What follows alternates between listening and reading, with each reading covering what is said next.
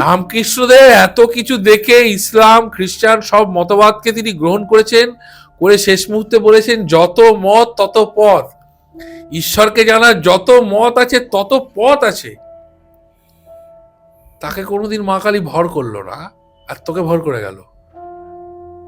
আর তোকে ভর করেছে কারণ তোর কুড়ে ঘরটাকে তোকে দোতলা বানাতে হবে, অট্টালিকা বানাতে হবে।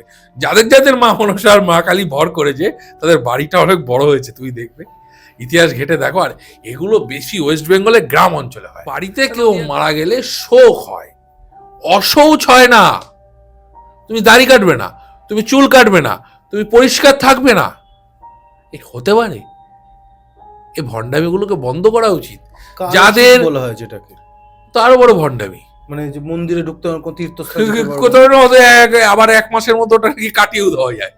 মানে যারা সৃষ্টি করেছে তারাই কাটাচ্ছে, বড় ভণ্ডামি। আমলে বিধর্মীরা হিন্দু নারীদেরকে তুলে নিয়ে গিয়ে জোর করে অত্যাচার করত, তাদের থেকে লুকিয়ে বিয়ে দিতে হবে বলে রাত্রে বিবাহ প্রথা শুরু হয়েছিল আমাদের ঘরের মেয়েদের নারীদের রক্ষা করার জন্য। সমস্ত শুভ কর্ম সূর্য সাক্ষী করে দিনের আলোতেই হয়, আজও হয়ে আসছে।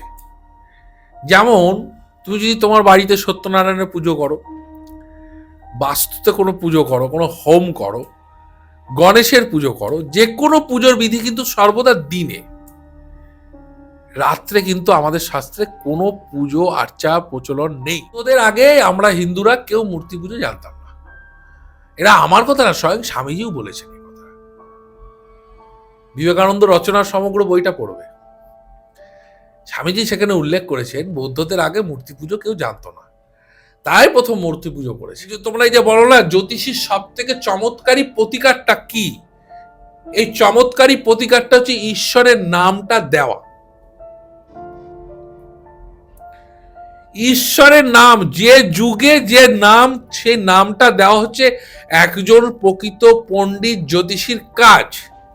যে নামটা জানতে পারে সে হচ্ছে ঋষি, আর একজন প্রকৃত জ্যোতিষী সে বুঝতে পারে কোন নক্ষত্রের যুগ চলছে। একটা বিরাট সমুদ্র, সমুদ্রের শাস্ত্র। এই সমুদ্র থেকে 1 ঘটি জল নিয়ে কেউ যদি বলে এই জলটাও সমুদ্র থেকে বড়, তাহলে কখনো সমুদ্র ছোট হয়ে যায় না। বড়র কথা বলছি, কোন অ্যাকুরেসি নির্ভর করে জ্যোতিষীর উপরে, শাস্ত্রের উপরে না। শাস্ত্র অ্যাকুরেটি, যে জ্যোতিষী বিচার করছে তার পাণ্ডিত্য কতটা, এটা তো দেখো রিসার্চের শাস্ত্র। মানে মিশরীয় সভ্যতা বা তুমি যদি এক এক প্রাচীন সিভিলাইজেশন গুলো দেখো, তো মিশরীয় জ্যোতিষ বৈদিক জ্যোতিষ সমসাময়িক পাশাপাশি। মিশরের জ্যোতিষ চর্চা ভীষণভাবে ছিল, বিজ্ঞানের চর্চা ছিল। তো এই লোকটা তৃণমূল কংগ্রেস গঠন করেছিলেন। আজকে মুকুল রায় না থাকলে মমতা ব্যানার্জি পশ্চিমবঙ্গের মুখ্যমন্ত্রী হয় না। তৃণমূল কংগ্রেস নামক শিশুটাকে লালন পালন করলেন, বড় করলেন। সময় আসার পর তৃণমূল কংগ্রেস সবার আগে যাকে ছুঁড়ে ফেলে দিয়েছিল সেটা এই লোকটা ছিলেন। দেখো, আমি ফেসবুকেও পোস্ট করেছিলাম 2-3 মাস আগে, 2-3 বার, একবার না, একাধিক ভূমিকম্প ঘটতে চলেছে। এটা অ্যাস্ট্রোলজি। তো নমস্কার বন্ধুরা, কেকে পডকাস্টে আবার স্বাগত জানাই। যারা কেকে পডকাস্টে যারা ফেসবুক দিয়ে দেখছেন এবং ইউটিউব দিয়ে দেখছেন, আজকে হোলি, আমার প্রণাম নেবেন। যারা আমার বড় এবং যারা ছোট আছেন তারাও আমার ভালোবাসা নেবেন। একটা ছোট্ট কথা বলি, লটারির দোকান কিন্তু কোনো দিন বড়লোক এলাকায় থাকে না, বা বড় বড় কমপ্লেক্সের সামনে লটারির দোকান থাকে না। এর কারণটা কি জানেন তো? আপনারা নিশ্চয়ই জানেন, এবং যারা দেখছেন বা যারা বুঝতে পারছেন তার কারণটা হচ্ছে যে তারা জানে এই লটারি থেকে আমার জীবন চেঞ্জ হতে পারবে না। সেই বড়লোক মানুষরা কিভাবে বড়লোক হয়েছে ভাবছেন, আমিও চাই কালকে এক্ষুনি বড়লোক হয়ে যাব, আমি আজকে এই পডকাস্টটা শুনে ছাটাং করে একটা বড়লোক হয়ে যাব, লাফ মারবো, হয়ে যাব। সম্ভব না, কোনোভাবেই সম্ভব না। এটার কারণটা হচ্ছে যে বড়লোকরা সবসময় জ্যোতিষীকে সেইভাবে রেখেছে, সেইভাবে সময় দিয়েছে। জ্যোতিষ বিদ্যাটা কিন্তু আজকে থেকে না। আজকের পডকাস্টে আমরা সব রকম বিষয়ে কথা বলেছি, কেমনভাবে আমরা এগিয়েছি, কেমনভাবে এগোতে পারবেন আপনারা, পডকাস্টের মধ্যেই কথা বলছি। এবং দাদার যদি ইনস্টিটিউটে আপনারা ঢুকে ভালো তথ্য জানতে চান, তথ্য মানে জ্যোতিষ, কিন্তু বৈদিক জ্যোতিষ, যেটা আমাদের সারা বিশ্ব স্বীকৃতি দিয়েছে, এমন একটা জ্যোতিষী, বা জ্যোতিষী দাদা তো আছেই, কিন্তু জ্যোতিষকে যেটা ভাবার বাইরে। শিখতে হবে, জানতে হবে, বাস্তু জানতে হবে। পামিস্ট তিনি কিন্তু খুব সুন্দর কথা বলেন। আরও অনেক কিছু আমি বলতে চাইছি যে আপনারা দেখুন পডকাস্টটা। বেশি দেরি করবো না। যেভাবে দাদা আমাদের সাথে কন্ট্যাক্ট করে সেই নাম্বারটা অলওয়েজ ব্লিঙ্ক করছে সারা বিশ্বের বাঙালির কাছে। জানেন কীভাবে ভালো তথ্য পৌঁছাতে হবে। আর যদি কোনো রকম চান যে স্পিরিচুয়াল কোনো কাজ বা আমাদের চ্যানেলে এসে কোনো প্রমোশনাল কোনো কথা বলতে চান, তো এই নাম্বারটা আছেই। আর ডাইরেক্ট সূর্যদার কাছে।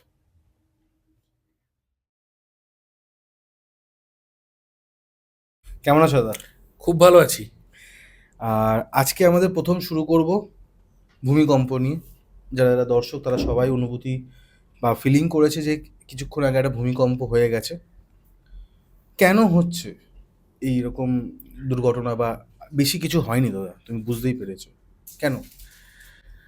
দেখো, আমি ফেসবুকেও পোস্ট করেছিলাম হুম। 2-3 মাস আগে, 2-3 বার, একবার না, একাধিক ভূমিকম্প ঘটবে, ঘটতে চলেছে। এটা অ্যাস্ট্রোলজি। এখন যদি আজকেরও ট্রানজিট তুমি দেখো, আন্তর্জাতিক গণনার ক্ষেত্রে কিছু কিছু বিষয়কে দেখতে হয়। আজকেরও যদি তুমি ট্রানজিট দেখো, তাহলে তুমি দেখতে পাবে আজকে রাহু, মঙ্গল এবং তার সঙ্গে রবি একত্রে কালপুরুষের একাদশ ঘরে অবস্থান করছে। রাহু বসে আছে রাহুর নক্ষত্রে, মঙ্গল বসে আছে মঙ্গলের নক্ষত্রে, এবং রবি ও রাহুর নক্ষত্রে বসে আছে। মঙ্গল অগ্নিকারক গ্রহ, অগ্নি এবং ভূমিকারক গ্রহ। রাহু দুর্ঘটনাকারক গ্রহ। শুধু যে ভূমিকম্প ঘটছে তা নয়, মাটি এবং এয়ার, রাহু হচ্ছে এয়ার, রাহু আকাশ, আকাশপথে দুর্ঘটনা। এবং মঙ্গল রাহু হয়েছে বলে অগ্নিকাণ্ড, অর্থাৎ বিস্ফোরণ, ভূমিকম্প, অগ্নুৎপাত, বিমান দুর্ঘটনা, এগুলোর সময় চলছে এখন। সামনে ভোট, ইলেকশন, রাজনৈতিক সংঘর্ষ হবেই। ওকে, রাজনীতি যখন তুলেছো, তোমার সাথে তো অনেক রকমের 2-3টে পডকাস্ট হয়ে গেছে যারা রাজনীতি আছে ওর মধ্যে। আজকে আমি এমন একটা মানুষের সাথে কথা বলবো যার সাথে তোমার অনেক বছরের আলাপ। আমি তোমার মুখে শুনতে চাই তার ব্যাপারে। তাকে হারালাম আমরা। পশ্চিমবঙ্গের রাজনীতিতে চাণক্য বলা হতো। কি বলবো, আমি তোমার সাথে অফ দ্য ক্যামেরা অনেকবার আলোচনা করেছি। তিনি মারা গেছেন হয়তো অনেক আগেই, আমরা হয়তো খবরটা পেলাম শুধুমাত্র। দেখো, কিছু কিছু মানুষের কুষ্ঠিতে কিছু কিছু যোগ থাকে। দেখবে, এক কেরম পরিবারের পিতা হয়, যে পিতা তার পরিবারের জন্য সবকিছু করে, পরিবারকে আগলে রাখে, স্ত্রী সন্তানের জন্য সর্বস্ব ত্যাগ করে দিচ্ছে পিতা। দেখা গেল 30,000 টাকা সেই লোকটা মায়না পায়, এবং তার সন্তান, তার স্ত্রী, তাদের লালন পালন, নিজের ছেঁড়া জামা পরে সন্তানকে বড় করা। সেই সন্তান যখন বড় হচ্ছে, সে তখন সেই পিতাকে ছুঁড়ে ফেলে দিচ্ছে। সেই স্ত্রী, যে স্ত্রীর জন্য সেই স্বামী সর্বস্ব ত্যাগ করছে, একটা ছোট্ট স্বার্থ, তার শখের জিনিস পূরণ না হলে সে স্ত্রীও তাকে কথা শোনাতে ছাড়ছে না। এগুলো এক একটা গ্রহের যোগ। কিছু মানুষ আছে যারা দিতে আসে, সম্মান পেতে আসে না, তার যোগ্য সম্মান পায় না। যারা রাজা না হয়েও নেপথ্যে রাজা তৈরি করে। মোগলাই এই ধরনেরই একজন ব্যক্তিত্ব ছিলেন। রাজনীতিতে তো সকলের পছন্দের কেউ ব্যক্তি হয় না। একটা শ্রেণীর মানুষ তাকে ভালোবাসবে, একটা শ্রেণীর মানুষ তাকে ভালোবাসবে না, এটা থাকেই। না, না, ডিস্টার্ব করতে আসিনি, কিছু কথা বলতে এসেছি। যেটা হচ্ছে যে কেকে পডকাস্টে এসে যদি আপনারা চান কিছু ঘটনা যেটা আমাদের সারা বিশ্বের বাঙালির কাছে কিছু নতুন ইমপ্যাক্ট দিতে পারে, সেই জন্য আসতে পারেন। বা ধরুন কোনো রকম প্রমোশনাল কাজ, সেই জন্য আমাদের সাথে কন্ট্যাক্ট করতে পারেন। আপনারা দেখেছেন আমরা কীভাবে কাজ করে থাকি, নাম্বার দিয়ে দিই স্ক্রিনের মধ্যে। এটা কিন্তু একমাত্র কেকে পডকাস্টই প্রথম শুরু করে। লাস্ট হচ্ছে কোনো স্পিরিচুয়াল গাইডেন্স, বুঝতে পারছেন না যে কী করলে বা কার কাছে গেলে ভালো হতে পারে, তার জন্য কেকে পডকাস্ট এবং যে নাম্বারটা অলওয়েজ ব্লিঙ্ক করছে, কল করুন, আমরা আপনাদেরকে হেল্প করে দেবো। Thank you. ঘটনায় যাওয়া যাক। কিন্তু দেখো, এই লোকটা তৃণমূল কংগ্রেস গঠন করেছিলেন। আজকে মুকুল রায় না থাকলে মমতা ব্যানার্জি পশ্চিমবঙ্গের মুখ্যমন্ত্রী হয় না। তৃণমূল কংগ্রেস নামক শিশুটাকে লালন পালন করলেন, বড় করলেন, সময় আসার পর তৃণমূল কংগ্রেস সবার আগে যাকে ছুঁড়ে ফেলে দিয়েছিল সেটা এই লোকটা ছিলেন, মুকুল রায়। এবং মুকুল রায় যারা ঘনিষ্ঠ মহল, মুকুল রায় মমতা বন্দ্যোপাধ্যায়কে কতটা স্নেহ করতেন, শ্রদ্ধা করতেন আমরা শুনেছি, আমরা জানি। এবং উনি যখন যেখানে ছিলেন খুব নিষ্ঠার সহকারে ছিলেন, এবং যখন বিজেপিতে চলে এসেছিলেন অপমানিত হয়ে, তখন বিজেপির জন্য উনি আপ্রাণ করেছেন। বিজেপি দল এই যে পশ্চিমবঙ্গে আজকে দাঁড়িয়ে রয়েছে সেটাও ওনারই অবদান, আর কারোর অবদান নেই। আজকে এই পডকাস্টে বলছি, মুকুলবাবুর সঙ্গে কোনো সূত্রে যোগাযোগ ঘনিষ্ঠতা ছিল আমি জানি, উনি আপ্রাণ করেছেন দলের জন্য। সেই দলও তাকেও কিন্তু সেই জায়গাটা দেয়নি। ভোটের আগে মুকুলবাবু একটা সাধারণ এমএলএ টিকিটে দাঁড়িয়েছিলেন কৃষ্ণনগর থেকে। উনি কি চেয়েছিলেন ইলেকশনে দাঁড়াতে? উনি চাননি। দাঁড়াতে চাইলে তো উনি দাঁড়াতেই পারতেন। উনি চেয়েছিলেন ইলেকশনটা পরিচালনা করবেন, কিন্তু ওনার যে পার্টি তারা কিন্তু সেই ইলেকশন পরিচালনা করতে ওনাকে দেয়নি, ওনাকে কোণঠাসা করে দেওয়া হয়েছিল। স্বাভাবিকভাবে ভরাক্রান্ত ছিলেন, কষ্ট পেয়েছেন। পরবর্তীকালে মুকুলবাবুর দুঃসময়ের জিনিস যে ছিলেন ওনার স্ত্রী, তো উনিও গত হয়েছেন, এবং তার পরবর্তী ক্ষেত্রে থেকেই উনি অসুস্থ হয়ে গেছিলেন, এবং সবাই যা দেখার খবরে তোমরা দেখেছো। কিন্তু আমি জ্যোতিষের আলোচনা নিয়ে বসেছি। এই লোকটার ওই পিতাটার মতো, যে পিতাকে নিয়ে আমি আগে কথা বললাম, যে তার দুটো সন্তান ছিল, তৃণমূল আর বিজেপি, তাকে অনেক ক্রিটিসাইজ করা হয়েছে, অনেক কিছু করা হয়েছে। দুটো সন্তানের জন্য তিনি অনেক ত্যাগ করেছেন, দুটো পার্টিকেই দাঁড় করানোর জন্য। সেই দুটো সন্তানই তাকে খুব একটা বিচার করেন। এবং আমার পার্সোনালি কোথাও কোথাও মনে হয়েছে তার যিনি পুত্র বর্তমানে, তার পুত্রও হয়তো তার বাবা বা পিতাকে বুঝতে পারেনি। মুকুল রায়ের শোভাযাত্রায় দেখলাম সেই দলের কর্মী নেতারাই বেশি হাঁটলো, যে দলটাকে শেষ মুহূর্তে মুকুল রায় পছন্দ করতেন না। অবাক লাগলো। রাজনীতিতে অনেক বড় বড় ব্যক্তিত্ব আছেন, আমাদের কাছে অনেক রাজনৈতিক ব্যক্তিত্বই এসেছেন, মিশেছি, কিন্তু এই লোকটা অন্যতম ব্যক্তি ছিল। এই লোকটার থেকে প্রত্যেকের শেখার ছিল পেশেন্স, মাথা ঠান্ডা রাখা। এবং এই লোকটার জীবনে যেটা ছিল না, সেটা হচ্ছে মুকুলবাবুর কুষ্টিতে রবির খুব একটা ভালো যোগ ছিল না। ভোগ করা, ক্ষমতা থাকা, ভোগ করা উনি পারলেন না। উনি পরিশ্রম করেছেন, ক্ষমতার অলিন্দে থেকেছেন, দীর্ঘদিন উনি থাকতে পারেননি। ওনার চার্টে বৃহস্পতির যে শুভ যোগ, প্রাপ্তি, বৃহস্পতি তো প্রাপ্তি দেয় আমাদের, প্রাপ্তি যোগটা হয় না। ওই যে বললাম, পিতা সারা জীবন কষ্ট করে গেল, সন্তান যখন বড় ব্যবসায়ী প্রতিষ্ঠিত, সেই সময় আর পিতার প্রাপ্তি কিছু হলো না, পিতাকে ছেড়ে চলে যেতে হলো। সন্তান হয়তো কষ্টই দিয়ে গেল। তো এই বৃহস্পতি যদি কারো খারাপ থাকে না, মানে বৃহস্পতি দেখবে তার জীবনে সব আছে, প্র্যাকটিক্যাল নলেজ আছে, পরিশ্রম করেছে, দাঁড় করিয়েছে, সব নিজে হাতে তৈরি করে গেল, কিন্তু সে নিজে আর কিছু পেল না। তো এই ধরনের একটা যোগে উনি জন্মেছিলেন। ঈশ্বর ওনার আত্মার সদ্গতি করুক। এবং বাংলার ইতিহাসে, রাজনীতির ইতিহাসে অনেক মানুষ ছিলেন, অনিল বিশ্বাস ছিলেন, অনিল বিশ্বাসের পর চাণক্য হিসাবে এই লোকটার নাম লেখা থাকবে। আমাদের জীবনে যখনই আমরা জ্যোতিষ দেখেছি বা জ্যোতিষকে নিয়ে যখন চর্চা করছি, তার মধ্যে সব থেকে পুরনো হচ্ছে পরাশর মুনির আবিষ্কৃত বৈদিক জ্যোতিষ বা পরাশর মুনি। বহু পুরাতন জ্যোতিষী ছিল, মিশরেও জ্যোতিষ চর্চা হয়েছে, ব্যাবিলনেও জ্যোতিষ চর্চা হয়েছে। কিভাবে? হ্যাঁ, এখানে হতো তো। মানে এখান থেকে গেছে ওখানে? সমসাময়িক, মানে মিশরীয় সভ্যতা, বা তুমি যদি এক এক প্রাচীন সিভিলাইজেশনগুলো দেখো, তো মিশরীয় জ্যোতিষ, বৈদিক জ্যোতিষ সমসাময়িক, পাশাপাশি। মিশরের জ্যোতিষ চর্চা ভীষণভাবে ছিল, বিজ্ঞানের চর্চা ছিল। হ্যাঁ, বিজ্ঞানের চর্চা ছিল, কিন্তু আমাদের এখানে যে বৈদিক জ্যোতিষ যেটাকে বলা হয়ে থাকে, সেই জ্যোতিষের প্যাটার্নটা কি ওখানে ইউজ হতো? দেখো, গণনা পদ্ধতি আলাদা ছিল, কিন্তু জ্যোতিষ চর্চা মিশরেও ছিল, ব্যাবিলনেও ছিল। কি আলাদা ছিল যদি একটু ছোট আলাদা ছিল, দেখো আমরা বৈদিক যে জ্যোতিষটা ফলো করি, পরাশরীয় জ্যোতিষ বা জৈমিনী জ্যোতিষ, সেটা আমরা ফলো করি।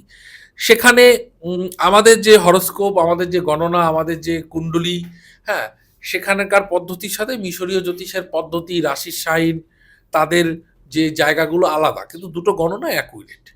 এই জ্যোতিষী বিদ্যাটা, জ্যোতিষ চর্চা আজকের নয়। যখনই কোনো সিভিলাইজেশন হয়েছে, সেখানে কিন্তু জ্যোতিষ চর্চা হয়েছে। যখনই কোনো সিভিলাইজেশন গড়ে উঠেছে, তখনই কিন্তু সেখানে জ্ঞান চর্চা হয়েছে, জ্যোতিষ চর্চা হয়েছে। জ্যোতিষ চর্চা জ্ঞান চর্চার একটা পার্ট ছিল। জ্যোতিষ মানে আমি আবার বলি আলোর শাস্ত্র, জানার শাস্ত্র, ভবিষ্যৎকে জানার শাস্ত্র। সবাই জানতে চায় ভবিষ্যৎ কি। নাবিকরা যখন নৌকো নিয়ে সমুদ্রে মাছ ধরতে যেত, তাদেরও তো জানার প্রয়োজন ছিল যে আমি মাছ ধরতে যাব, আজকে একটা ঝড় হবে কিনা। এই ভবিষ্যৎকে জানার আগ্রহ থেকেই এই ত্রিকালকে জানার শাস্ত্র, ত্রিকালদর্শী জ্যোতিষীদের আগমন, এবং সেখান থেকেই মানুষ চর্চা করেছে। এই চর্চা করতে করতে করতে করতে জ্যোতিষশাস্ত্রের সৃষ্টি ব্যাবিলনে হয়েছে, গ্রিকে হয়েছে, চৈনিক জ্যোতিষ তো আছেই, তোমরা সবাই এখন জানো ওদের। আমরা যেমন বলি মেষ রাশি, বৃষ রাশি, ওদের সাইনগুলো একটু আলাদা। কুকুর, বাঘ, খরগোশ এরকম রাশি আছে, ঠিক আছে? তো সেগুলোরও ক্যারেক্টার আছে, সেই ক্যারেক্টারগুলোও যেমন বিচার ধরে মেলে, আমাদের ক্যারেক্টারটাও বিচার ধরে মেলে।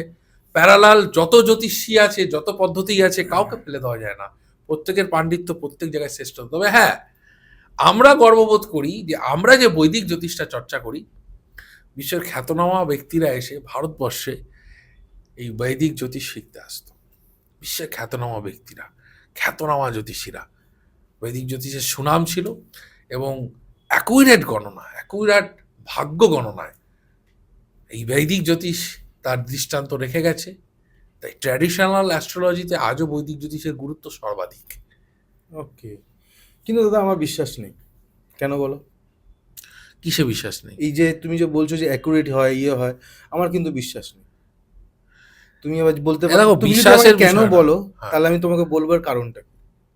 মানে বুঝলাম মানে না। তুমি যদি আমাকে জানতে চাও যে কেন তুমি কৌশিক এটা বলছো, তাহলে আমি তোমাকে বলবো যে আমার এখানে অনেকে কেপি অ্যাস্ট্রোলজি নিয়ে বলেছে, এবং কেপি অ্যাস্ট্রোলজি নিয়ে যখনই বলছে তারা একেবারে 110% তারা শিওরিটি নিয়ে বলছে। কিন্তু কিন্তু বৈদিক জ্যোতিষ যারা আছে তারা কিন্তু মেবি রাখছে বা হতে পারে বা এরকম ব্যাপার। আমি একটা কথা বলি, জ্যোতিষ তো একটা বিরাট সমুদ্রের শাস্ত্র। তো এই সমুদ্র থেকে এক ঘটি জল নিয়ে কেউ যদি বলে এই জলটাও সমুদ্র থেকে বড়, তাহলে কখনো সমুদ্র ছোট হয়ে যায় না, না। বড়োর কথা বলছি না, কোনো accurate। অ্যাকুরেসি নির্ভর করে জ্যোতিষীর উপরে, শাস্ত্রের উপরে না। শাস্ত্র অ্যাকুরেটি, যে জ্যোতিষী বিচার করছে তার পাণ্ডিত্য কতটা, এটা তো দেখো রিসার্চের শাস্ত্র। এটা রিসার্চের শাস্ত্র, গবেষণার শাস্ত্র। প্রত্যেকটা জ্যোতিষী যারা দীর্ঘদিন জ্যোতিষী করে তাদের গবেষণার উপরে শাস্ত্র দাঁড়িয়ে আছে। প্রতিকারের ক্ষেত্রে গবেষণা, ভবিষ্যৎ নির্দেশের ক্ষেত্রে গবেষণা, সমুদ্রবিদ্যায় হস্তরেখা বিচারের সময় গবেষণা, ছকে যোগ এবং তার স্থূল সূক্ষ্ম বিচারের ক্ষেত্রে গবেষণা, ডিগ্রি ডিস্টেন্স, কোন গ্রহের সাথে কত কত ডিগ্রি ডিস্টেন্সে কোন যোগটা পূর্ণ ফল দেবে, কোন যোগটা আংশিক ফল দেবে, কোন যোগটা ফলই দেবে না, সেটা নিয়ে গবেষণা। একইভাবে রাহু বৃহস্পতি দুটো গ্রহের দৃষ্টি রয়েছে, সে দুটো গ্রহের দৃষ্টিতে দুজন ব্যক্তির দুরকম পৃথক ফল, তা নিয়ে গবেষণা। তো এটা তো জ্যোতিষীর ক্রেডিবিলিটির উপর নির্ভর করে, একজন জ্যোতিষী তার পাণ্ডিত্যের উপর নির্ভর করে। দেখো, আমি একটা কথা বলি, যেই ব্যক্তি জ্ঞানী হবে সে কখনো কাউকে ছোট করবে না। কুয়োর ব্যাঙ কুয়োকেই সমুদ্র মনে করে,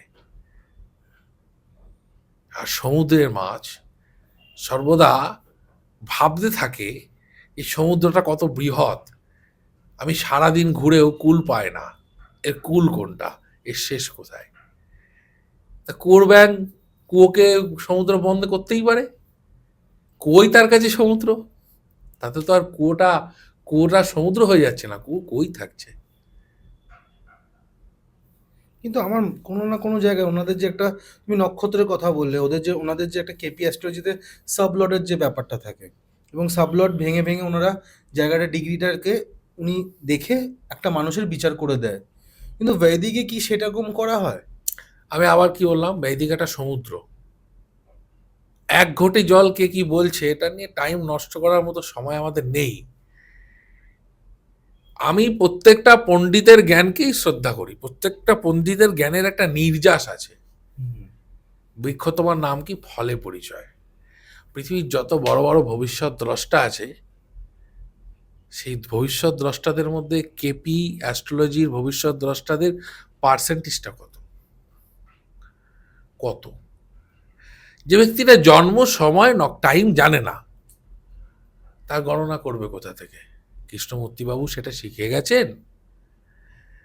তোমার হাত দেখে তোমার পিতা কবে গত হয়েছে, তোমার বিবাহে কি চলছে, বিবাহ ভেঙে গেছে কিনা, কোন বয়সে তুমি সফলতা পেয়েছো, কবে তোমার বাড়ি হবে, কটা বাড়ি হবে, কি চলছে, কি রোগ হবে, অ্যাকুরেট বলা যায়। কৃষ্ণমূর্তিবাবু বলতে পারবেন? আমি জানি না। আমরা যে হরোস্কোপটা নিয়ে কালচার করি না, আমরা যে হরোস্কোপটাকে নিয়ে কালচার করি, এই হরোস্কোপটাই অ্যাকুরেট নয় সম্পূর্ণ। এই যে আমরা মেষকে 30 ডিগ্রি ভেবে ধরে একটা রেখা ধরে রেখেছি, বৃষকে 30 ডিগ্রি ধরে একটা রেখা অঙ্কন করি, এটা কে অঙ্কন করেছে? মহাকাশ করেছে না আমরা করেছি নিজের গণনার সুবিধার্থে। আমি জানি না মেষটা অ্যাকুরেট 30 কিনা, আমি জানি না বৃষটা অ্যাকুরেট 30 কিনা, হতে পারে মেষটা 24 ডিগ্রি, হতে পারে বৃষটা 25 ডিগ্রি। যখন আমি ওখানেই অ্যাকুরেসি পাচ্ছি না, তখন আমি সাবলট বানিয়ে একটা নক্ষত্রকে ভেঙে কি করে অ্যাকুরেসি বার করব? কিছু কিছু ক্ষেত্রে মেলে, তার কারণ আছে, সর্বক্ষেত্রে মেলে না।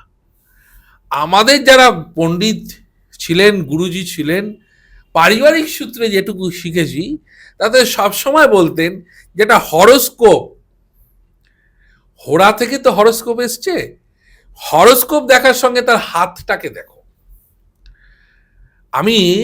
তুমি একজন অ্যাস্ট্রোলজারকে বসাও আমার সামনে, আমি খুব বড় বিখ্যাত ব্যক্তির একটা চার্ট দেব, কিংবা খুব ভিখারির একটা চার্ট দেব, 6টা গ্রহ তুঙ্গ দেখাবে, সব দিক থেকে, সব কিছু দিক থেকে ভালো, ডিগ্রির দিক থেকে ভালো, তারপরেও সে কেন ভিখারি? আমি চার্ট দেব, যদি বলে দিতে পারে এই চার্টটা এই ব্যক্তির চার্ট, আমি বলবো না বিশ্বের খ্যাতনামা ব্যক্তির চার্ট অথবা ভিখারির চার্ট, কার চার্ট দেবো বলবে না, দেখে বলতে হবে, অ্যাকুরেট বলতে হবে। হয় না সবসময় ওগুলো পারফেক্ট বলা যায় না। এই পারফেক্ট বলতে গেলে জ্যোতিষী হতে হয়, অভিজ্ঞ হতে হয়, চর্চা করতে হয়, গবেষণা করতে হয়। এটা গুরুমুখী বিদ্যা, বইয়ের অঙ্ক আর শুধু সূত্র দিয়ে জ্যোতিষবিদ্যা হয় না, এ দীর্ঘ গবেষণার বিষয়। তুমি একটা চার্টের সঙ্গে একটা হাত যখনই পাশে রেখে দেবে, তাকে দেখারও দরকার নেই, একজন পণ্ডিত জ্যোতিষী বলে দেবে এই ব্যক্তিটা সমাজে কতটা প্রতিষ্ঠিত।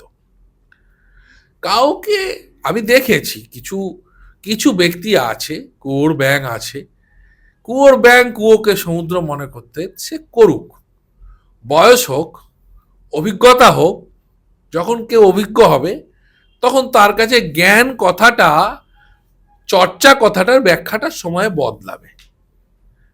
ফাঁকা কলসি বাজে বেশি, বাজতে দাও, তাই কিছু যায় আসে না।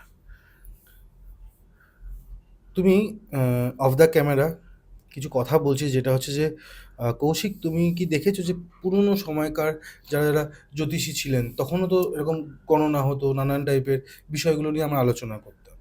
একটা ঘটনা তোমাকে ছোট্ট করে রাখি। মহাভারতের যুদ্ধের সময় কে জিতবে বলে একটা মনি ঋষিকে আনা হয়েছিল। তিনি বলেছিলেন পাণ্ডবরা হারবে, কিন্তু পাণ্ডবরা জেতে। তুমি জানো ঘটনাটা কি, দর্শকরাও জানে, যে সেখানে দেখা যাচ্ছে যে শ্রীকৃষ্ণ আছে বলে সেই জায়গাগুলো সব মানে হচ্ছে না, তোমরা জিততে পারছো না কারণ শ্রীকৃষ্ণ আছে বলে। এর কারণটা কি দাদা? সেরকম আবার বলি, আবার বিতর্ক তৈরি হোক কাকে পডকাস্টে, আমার কাজ, আমি কালকে মরেও যেতে পারি, ঈশ্বর যদি বলে তোমার আয়ুষ্কাল নির্ধারণ। আমি আবার বলছি, যখন ঈশ্বরের যেই নাম চলে, সেই নামের প্রভাব চলে। এখন ভাই, তখন কৃষ্ণের যুগ চলেছে, কৃষ্ণ নামের যুগ চলেছে, কৃত্তিকা নক্ষত্রে বিশুপুরণ হচ্ছিল, রামের উপাসক পাণ্ডবরা, রামের উপাসক কৌরবরা কৃষ্ণ উপাসক পাণ্ডবদের কাছে পরাজিত হয়েছিল। এটাই মহাভারতের জয় গাথা। মহাভারত রচনার মাধ্যমে বলা হয়েছিল রামকে ত্যাগ করে কৃষ্ণকে গ্রহণ করো। নমস্কার, আমি অভিমন্যু সূর্য। যারা চাইছেন জ্যোতিষ শিখতে, একটা মানুষকে না দেখে তার সম্পর্কে হুবহু সবকিছু বলে দিতে, এটাই জ্যোতিষ। হাতে কলমে যদি জ্যোতিষ শিখতে চান, তাহলে নিচে যে নাম্বারটা ব্লিঙ্ক করছে, এই নাম্বারে হোয়াটসঅ্যাপে একটা SMS করুন অ্যাস্ট্রোলজি কাজ যারা শিখতে চাইছেন, এবং আপনাদের ডিটেল যদি জানতে চান কোথায় শিখবেন কিভাবে শিখবেন আমার ডানলপে ক্লাস আছে, নাম্বারে কন্ট্যাক্ট করে নিন। আর বিশদে জানতে পুরো ভিডিওটা আপনারা দেখুন। একজন তোমরা এই যে বলো না জ্যোতিষীর সব থেকে চমৎকারী প্রতিকারটা কি, এই চমৎকারী প্রতিকারটা হচ্ছে ঈশ্বরের নামটা দেওয়া। ঈশ্বরের নাম, যে যুগে যে নাম, সেই নামটা দেওয়া হচ্ছে একজন প্রকৃত পণ্ডিত জ্যোতিষীর কাজ। যে নামটা জানতে পারে সে হচ্ছে ঋষি, আর একজন প্রকৃত জ্যোতিষী সে বুঝতে পারে কোন নক্ষত্রের যুগ চলছে। যেমন এই যুগটা অজন নামের যুগ, নামটা জানতে পেরেছেন পণ্ডিত তপন আচার্য লোকপ্রকাশ। এই ব্যক্তিটি লন্ডনে বিশ্ব ধর্ম সম্মেলনে ভারতবর্ষকে প্রতিনিধিত্ব করেছিলেন, তার থেকে এই নামটি আমি পেয়েছি। আমি আমার ক্ষুদ্র জ্যোতিষবিদ্যায় দেখেছি যে সত্যি 1998 অজন প্রকাশিত হয়েছে। আমি আমার যারা ক্লায়েন্ট আসে তাকে আমার কথা মানতেও পারে নাও মানতে পারে। এই যুগে তুমি যা ভাগ্যে নিয়ে আসনি তা ভাগ্যকে প্রাপ্ত করতে পারে এই অজনের নাম। এই শব্দ ব্রহ্ম, এই মন্ত্র, এই জপ, এটাই কাজ। এই কারণে কৃষ্ণের যুগে হিসাব বদলে গেছিল। তুমি বলতে পারো একটা কথা, আমাদের চাণক্য ছিল, চন্দ্রগুপ্ত ছিল, নালন্দা ছিল, বিক্রমশিলা ছিল, আমাদের দেশকে সোনা চিড়িয়া বলা হতো। কি এমন হলো 1038 থেকে শুরু করে প্রায় 1947 পরে অবধি আমরা পরাধীন হয়ে গেছিলাম? কি এমন হয়েছিল এই সোনার চিড়িয়া লুট হয়ে গেছিল? কি এমন হয়ে গেছিল যে কারণে আমরা ঈশ্বরকে প্রচুর ডেকেও কোনো ফল পাইনি? কেমন হয়ে গেছিল আমাদের দেশটা খণ্ড খণ্ড করে ভেঙে গেছে? আমাদের দেশ থেকে আফগানিস্তান চলে গেল, পাকিস্তান চলে গেল, বাংলাদেশ ভেঙে চলে যাচ্ছে, নেপাল আলাদা হয়ে গেল। এই সময়টা, এটা যুগের প্রভাব। এই যে তুমি বলছো মহাভারতের কথা, আমি আবারও বলছি, মহাভারতে যেমন লেখা হলো কৃষ্ণকে মানো, রাম আর কৃষ্ণ একই, একই ঈশ্বরের দুটি প্রকাশ, কিন্তু সেই যুগে তিনি কৃষ্ণ, সেই জন্য তো মহাভারতের রচনা। রাম আর রাবণ একই, রাবণকে লঙ্কেশ্বর বলা হয়েছে, লঙ্কেশ্বর তাই ঈশ্বর, বুঝতে হবে। রামের আগমনের মাধ্যমে রাবণের পতন, রাবণকে ভিলেন বানিয়ে রামের প্রকাশ করো। বলা হলো কি, বলা হলো রাম নামে শিলা জলে ভাসে। রাম নামের এত মহিমা, পরবর্তীকালে কৃত্তিবাস সোজাও একটা গল্প লিখলেন যে দস্যু রত্নাকর হয়ে উঠেছেন বাল্মীকি, এত মহিমা এই নামের। এবং বলা হলো একবারে রাম নামে যত পাপ হরে, মানুষের কি সাধ্য আছে এত পাপ করে? রামের বন্দনার জন্য রামায়ণ রচনা হলো। রাবণকে পরিত্যাগ করে রামকে গ্রহণ করো। শুধু তাই নয়, আজকে শিব শিব শিব শিব নামে চারিদিকে এত স্তুতি হচ্ছে। একটা সময় শিবহীন যজ্ঞ করতে হয়েছিল, চণ্ডীর যজ্ঞ। এবং মার্কেন্ডীয় চণ্ডীতে কি লেখা হয়েছিল? একয় বাহং জগতত্র দ্বিতীয়াকা মাম পরা, আমি ছাড়া আর দ্বিতীয় কোনো উপাস্য নেই। তাহলে শিবের সময় শিব, চণ্ডীর সময় চণ্ডী। আবার গীতাতে লেখা হয়েছে সর্বধর্মং পরিত্যেজ মামেকাং শরণং ব্রজ, সব কিছু ছেড়ে কেবল কৃষ্ণকে স্মরণ করো। যে যুগেশ্বর তাকে স্মরণ করতে হয়। এ যুগেও ঋষি বলেছেন অজরং শরণং কেবলম, কেবল অজনকে স্মরণ করো। আমি যখন প্রথম অজন নাম প্রচার করতে আসি, আমাকে প্রচুর প্রশ্নের সম্মুখীন হতে হয়েছে, এবং আমি আমার স্বল্প বিদ্যা থেকে আমি তার উত্তর দিয়েছি। এবং এই যে ধরুন অজন নাম, এই নামের জপের মাহাত্ম্য মারাত্মক, সব থেকে শক্তিশালী নাম। এবং যিনি বিষ্ণু, যিনি কৃষ্ণ, যিনি চণ্ডী, যিনি মা লক্ষ্মী, তিনি তো অজন। পার্থক্য কিছু নেই। নক্ষত্রের যুগ পাল্টাচ্ছে, তার প্রকাশটা পাল্টাচ্ছে। এটা পূর্ব ভাদ্রপদ নক্ষত্রের যুগ। তিনি এক পদ ঋষি স্তুতি লিখেছেন। কি লিখেছেন?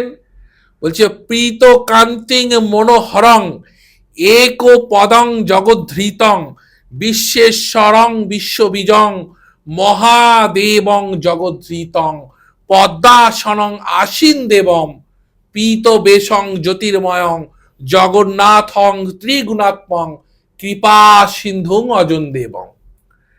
জগতের তিনি নাথ, তিনি মহাদেব, তিনি এই যুগে অজন নামে প্রকাশিত হয়েছে। অগ্নি উদক মরুত্রূপং সর্বং ব্যাপ্ত চরাচরম বিশ্বস্রষ্টা পালক হন্তা অজন দেব নমঃ নমঃ। তাহলে এই যুগে অজনের স্তুতিতেই ভাগ্য বদলাবে। ঈশ্বরের নাম জীবনদায়ী ওষুধের মতো। ঈশ্বরের নামের এত শক্তি, সে জপ করলে ভিক্ষা করতে হয় না, সে জপ করলে তোমার জীবনে কষ্ট থাকবে না। এই অজনের নাম জপ করলে তুমি জীবনে পরাজিত হবে না, কিন্তু একভাবে জপ করতে হবে, এককভাবে। শুধু একটি বিশেষ নামকে উপাসনা করার কথা বলা হয়েছে। এই যে আমি দেখছি এখন আমার ভিডিওটা অনেক পণ্ডিতরা দেখবে, তোমার বাড়িতেও পুজো হয়েছে। পুজো করতে গেলে যে কোনো পুরোহিত পঞ্চপ্রচারে পুজো করে, এটা তো সব থেকে বড় ভুল। পঞ্চদেবতাকে একত্রে পুজো করে তো ছিলই না। শঙ্করাচার্য প্রণীত এইটা পরে এসছে, অনেক পরে। বৈদিকে যদি তুমি চলে যাও তো এক ঈশ্বর। এবং সেই কথা যে একটু আগে আমি তোমাকে বললাম, মার্কেন্ডীয় ঋষি সেটা বলেছেন। কৃষ্ণর যুগে সেই স্তুতি গীতাতে লেখা হয়েছে, হ্যাঁ, বেদে বলা হয়েছে, বেদান্তে বলা আছে। তো সব ক্ষেত্রে একের উপাসনা করার কথা বলা হয়েছে, বহু নয়। তো এই যে আমরা একত্রে পঞ্চদেবতাকে মানছি, এতে আমরা তো 5টা নামে জপ করছি, তাহলে সেই জপটা নিষ্ফল হয়ে যাচ্ছে, ফল হচ্ছে না। তাহলে এখন যেরকম ধরো কেন্দ্রে মোদি প্রধানমন্ত্রী, এখন তো মনমোহনের হাতে পাওয়ার নেই, মোদির হাতে পাওয়ার, তো মোদিকে প্রধানমন্ত্রী মানতে হবে। এখন অজন কিন্তু বিরাজ করছেন। আমি বলছি আপনারা অজনের নামটা জপ করে দেখুন। এবার তুমি বলতে পারো আমি তো সনাতনী হিন্দু, তাহলে কি মুসলমানরা জপ করবে না, খ্রিস্টানরা করবেন? অন্য ঈশ্বর সর্বার জন্য, বিশ্বেশ্বর মহাদেব কি একজনের? সারা বিশ্বের তিনি মহাদেব, মানে কি দেবের দেব। তো তিনি অজন, সকলের ঈশ্বরত্ব। তো তাকে যদি একবার যে কোনো মানুষ জপ করতে পারে, তার ফল আছে মারাত্মক। এই যুগে কোনো অজন উপাসক তার ভাগ্যকে বদলাতে পারে, তার উপাসক হয়ে। এটাই যুগ, এটাই তো জ্যোতিষ। আমি যদি অরেঞ্চলন তত্ত্ব না জানি, সূর্যের বিষুমিলন তত্ত্ব না জানি, ঈশানকোণ তত্ত্ব না জানি, আজকে যে আমি কথাগুলো বলছি এই তত্ত্বগুলো নিয়ে আলোচনা হয়। শুধু রাহু কেতু শনি, রাহুর সাথে সংযোগ হয়েছে, আপনার এটা হচ্ছে ওটা হচ্ছে, এটা তো ছোট্ট চ্যাপ্টার। বৃহৎ চ্যাপ্টার, পৃথিবীর ভবিষ্যৎ পাল্টানোর চ্যাপ্টার। এটা কি যুগ চলছে, এই যুগটা কেমন হবে, এই যুগটা কেমন হবে এটা বলতে হবে তো, বুঝতে হবে তো। এই যুগের অধিষ্ঠাত্রী দেব তিনি কেমন। অনেকে ফোন করবে, দাদা আমি না মেষ রাশিতে জন্মেছি, অশ্বিনী নক্ষত্র, তাহলে আমি অশ্বিনী কুমার দয়ের পুজো করব? অথচ জানেই না অশ্বিনী কুমার দয় বলে যে দেবতাটা, যে বেদের দেবতা, কোথায় নামটা পেয়েছে, কোথাও পেয়ে গেছে, কোথাও একটা পেয়ে গেছে। ঠিক আছে, কেউ বলছে আমি ভরণীতে জন্মেছি, তাহলে কেউ যমকে মানবো? কেউ হচ্ছে যম মানে তো যমরাজ, অথচ যম নামে ঈশ্বরকে যম বলা হয়েছিল। যম মানে যমরাজ, পরে অন্যটা ওটা ক্ষুণ্ণ কনসেপ্ট, ঈশ্বরকে যম বলা হয়েছে ভরণী নক্ষত্রে। তুমি এক্ষুনি বেদের ব্যাপারে বললে, বেদের ব্যাপার নিয়ে যখন তোমার সাথে আমি কথা বলেছিলাম এর আগের পডকাস্টে, তুমি বলেছো যে বেদের মধ্যে কিন্তু কোনো রকমভাবে ভগবানের মূর্তি পূজা বা এরকম পুজো হয়নি, এবং তখনকার দিনে যে ঋষির মুনিরাও ছিলেন তারা কিন্তু মানে মূর্তি পূজা করতেন না বা তন্ত্র এরকমের মূর্তি রাখতেন না। তাহলে বর্তমানে আমি কেন দেখতে পাই? এইটা মূলত বুদ্ধ ধর্ম থেকে মূর্তি পুজো হিন্দু ধর্মে এসেছে। হ্যাঁ, বৌদ্ধদের আগে আমরা হিন্দুরা কেউ মূর্তি পুজো জানতাম না। এরা আমার কথা না, স্বয়ং স্বামীজিও বলেছেন এই কথা। বিবেকানন্দ রচনার সমগ্র বইটা পড়বে, স্বামীজি সেখানে উল্লেখ করেছেন বৌদ্ধদের আগে মূর্তি পুজো কেউ জানতো না, তাই প্রথম মূর্তি পুজো করেছে।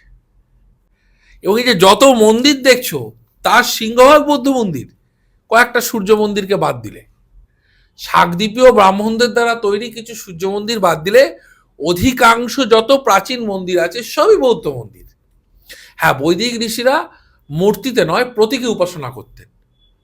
প্রতীক মানে কি? প্রতীক মানে হচ্ছে চিহ্ন। হ্যাঁ, ওই চিহ্নটা কার? এই চিহ্নটা হচ্ছে ঈশ্বরের যে যুগ চলছে সেই নক্ষত্র। এই যে আমরা বলি না ওং বিষ্ণু তদ্বিষ্ণু পরমং পদং সদা পশ্যন্তি সুরা, বলতে হয় প্রত্যেকটা পুজোতে। এই এই আচমনটা করা হয়। এখানে কেন বলা হচ্ছে এই মন্ত্রটা? হে বিষ্ণু, তোমার পরম পদ কেবল জ্ঞানী লোক দর্শন করতে পারে। এই পরম পদ মানে বিষ্ণু ত্রিপদধারী, শ্রবণা নক্ষত্রে তিনি বিষ্ণু। রামের প্রতীক হলো ধনুক। ধনুকের আকৃতি থেকে রাম জোড়া ধনুক বলে সহোদর লক্ষণ। রাম এবং লক্ষণের যে মূর্তিটি পরবর্তীকালে রামায়ণের স্রষ্টা দ্বারা কল্পিত, কিন্তু ভগবান রামের প্রতীকে পুজো হতো আগে, মূর্তিতে নয়। কৃষ্ণের প্রতীক ত্রিভঙ্গ, তিনি ত্রিভঙ্গ মুরারি, কৃত্তিকা নক্ষত্রে ঈশ্বরের নাম কৃষ্ণ। লক্ষ্মীর প্রতীক শঙ্খ, যে শঙ্খের ধ্বনি বাজছে, রেবতী নক্ষত্রে ঈশ্বর হয়েছিলেন লক্ষ্মী। যীশুখ্রিস্ট খ্রাইস্ট যেটা, যিশু যেটা বলেছেন, যিশু তো ঈশ্বরের বার্তাবাহক। খ্রিস্টানরা যে পবিত্র চিহ্নটি সর্বজায়গায় ব্যবহার করে, ক্রস সাইনটি, যীশুখ্রিস্ট ক্রুশবিদ্ধ নিয়ে খ্রিস্টানদের মধ্যে একটা মতভেদ আছে, কিন্তু ক্রস সাইনটি কি? এটা চিহ্ন, প্রতীক। সব ধর্মেই প্রতীক উপাসনা হয়েছে, শুধু ইসলাম ধর্মে প্রতীককে খুব একটা গুরুত্ব দেওয়া হয়নি, কিন্তু আমাদের সনাতন ধর্মে প্রতীকই উপাসনা হয়েছে। এমনকি এখন যে তোমরা শিবলিঙ্গটি দেখছো, সেটাও ইন্সপায়ার্ড হচ্ছে আদ্রা নক্ষত্রের সাইন। আদ্রা নক্ষত্রের চিহ্ন মস্তকের মতো। লিঙ্গ শব্দের অর্থ কি? প্রতীক। এই অর্থে পূর্ব ভাদ্রপদ নক্ষত্রে অজনেরও একটা প্রতীক আছে, এক পদ, একটি পা। বিষ্ণু ত্রিপদ, রাম জোড়াধনু, কৃষ্ণ হচ্ছে ত্রিভঙ্গ মুরারি, লক্ষ্মী শঙ্খ, অজনের হচ্ছে এক পদ। এটা হচ্ছে প্রতীক উপাসনা, এটাই বেদের কথা। এবং এই প্রতীকটা মানে ঈশ্বর নয়, এটা সাইন, যে আমি বুঝতে পারছি এটা কোন যুগ চলছে। এক পদ মানে এটা অজনের যুগ চলছে, ত্রিপদ সেটা বিষ্ণুর যুগে। যুগকে বোঝার জন্য সাইন ব্যবহার করা হতো। কিন্তু পৃথিবীর প্রত্যেকটা মতবাদের মধ্যে সাইন আলাদা আলাদা। গণেশের প্রতীক কি? একটা দাঁত। গণেশকে হস্তিমুন্ডে তো পরে কল্পনা করা হয়েছে, তো এটা পুরাণের গল্প কথা মাত্র। একদন্ত মহাকায়ং কেন বলা হয়? গণেশ একটি দন্ত। পূর্বসারা নক্ষত্রে ঈশ্বরের নাম গণেশ। তো সর্বদাই বেদে প্রতীকী উপাসনা ছিল, মূর্তি পুজো ছিল না।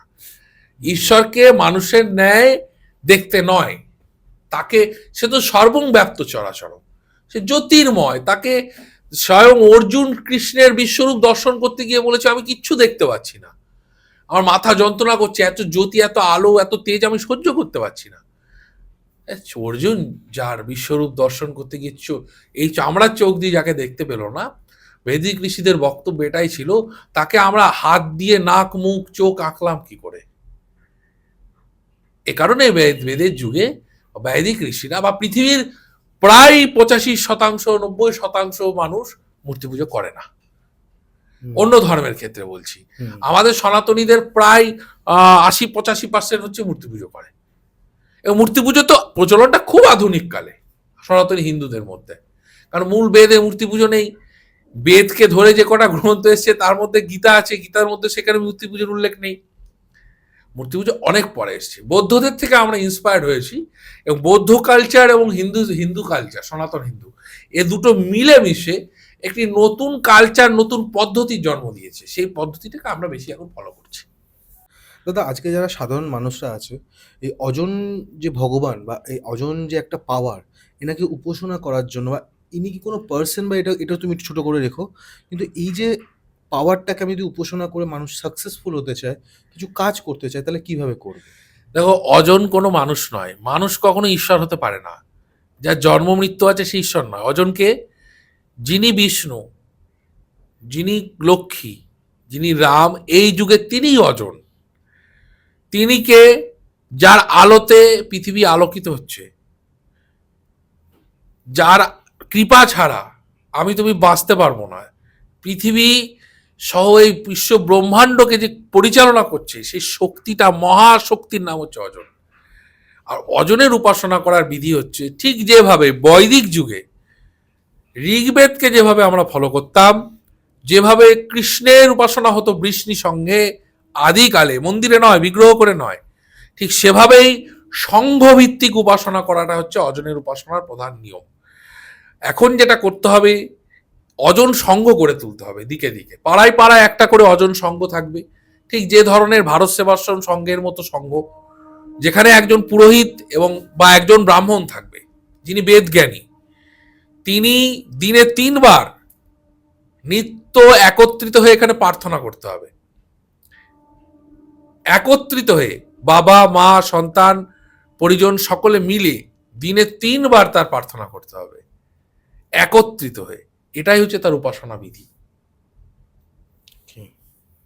থ্যাংক ইউ দাদা। আজকে আশা করব আর এই যদি ওনার কোনো ছবি, আমি দেখেছি ছবিটা, যদি চায়, তোমার তো নাম্বার চলছে, তোমার সাথে কন্ট্যাক্ট করে নেবে, তুমি সেটাতে হেল্প করো। দেখো, আমি একটা কথা বলি, কাটি। হ্যাঁ, ঈশ্বরের কিন্তু কোনো ছবি হয় না, রূপ হয় না। অজনের প্রতীকই আছে। প্রতীকটা যে আগার বললাম, বিষ্ণুর যেমন ত্রিপদ ছিল, অজনের প্রতীক হচ্ছে এক পদ, এক পায়ের মতো। এটা নক্ষত্রের সিম্বল। এই নক্ষত্র দ্বারা আমরা বুঝতে পারি এইটি কোন যুগ চলছে। ওকে, মানে একটা পদের যদি আমি এক পায়ের সিম্বল, সিম্বল যদি রেখি, পদ্ম ফুলের ওপরে রয়েছে, পিছনে সূর্যদেব।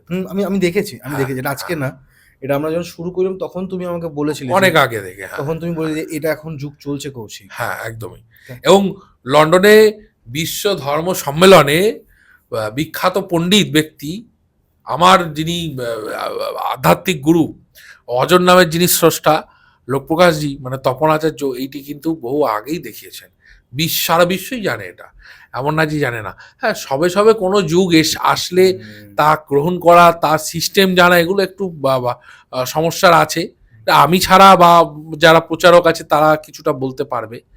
বৈদিক মূলত তারা যে পদ্ধতিগুলো ফলো করে সত্যিকারের বৈদিক, বেদকে যারা সঠিক জানে, তারা কিছুটা এই মতটাকে তাড়াতাড়ি অ্যাকসেপ্ট করতে তুমি যে পারে। যুগের কথা বললে, তো যুগের পরিবর্তন তুমি দেখেছো মাঝে? 1998-এর 21শে মার্চ অজন নামের প্রকাশ হয়। আমি সেই পরিবর্তনের কথা বলছি না। হ্যাঁ। আমার ভগবান অজন দিয়ে আমি বেরিয়ে গেছি। গিয়ে আমাদের ভারতবর্ষে যদি আমি পরিবর্তনের কথা বলি, কয়েক যুগ ধরে আমরা শুনি বা শুনেওছি যে আমরা দিনের বেলা বিয়ে করতাম। ঘুঙ্গট প্রথা ছিল না, কারণ আমরা যদি বড় বড় যোদ্ধাদের দেখি, মহিলা যোদ্ধাদের দেখি, তারা কিন্তু কেউ ঘুঙ্গট পরে, তাদের ছবি নেই। দাদা, এই পরিবর্তনগুলো কেন এসছে আমাদের সমাজে? সময় এবং পরিস্থিতি, যুগের প্রয়োজন। দেখো, যুগ, পরিবেশ, পরিস্থিতি মানুষকে পাল্টে দেয়। নমস্কার, আমি অভিমন্যু সূর্য। যারা চাইছেন জ্যোতিষ শিখতে, একটা মানুষকে না দেখে তার সম্পর্কে হুবহু সবকিছু বলে দিতে, এটাই জ্যোতিষ। হাতে কলমে যদি জ্যোতিষ শিখতে চান, তাহলে নিচে যে নাম্বারটা ব্লিঙ্ক করছে, এই নাম্বারে হোয়াটসঅ্যাপে একটা SMS করুন, অ্যাস্ট্রোলজি কাজ যারা শিখতে চাইছেন। এবং আপনাদের ডিটেল যদি জানতে চান, কোথায় শিখবেন, কিভাবে শিখবেন, আমার ডানলপে ক্লাস আছে, নাম্বারে কন্ট্যাক্ট করে নিন। আর বিশদে জানতে পুরো ভিডিওটা আপনারা দেখুন। এটার কারণ হচ্ছে পরিবেশ, পরিস্থিতি এবং সময়। যুগের প্রয়োজনে এই রাতে বিবাহ চালু হয়েছিল। আমাদের বৈদিক সনাতন শাস্ত্রে সমস্ত শুভ কর্ম সূর্য সাক্ষী করে দিনের আলোতেই হয়, আজও হয়ে আসছে। যেমন তুমি যদি তোমার বাড়িতে সত্যনারায়ণের পুজো করো, বাস্তুতে কোনো পুজো করো, কোনো হোম করো, গণেশের পুজো করো, যে কোনো পুজোর বিধি কিন্তু সর্বদা দিনে। রাত্রে কিন্তু আমাদের শাস্ত্রে কোনো পুজো আর্চা প্রচলন নেই, ছিলও না। এখন তুমি বলতে পারো মায়ের পুজো তো রাত্রে হয়, কালীর পুজো।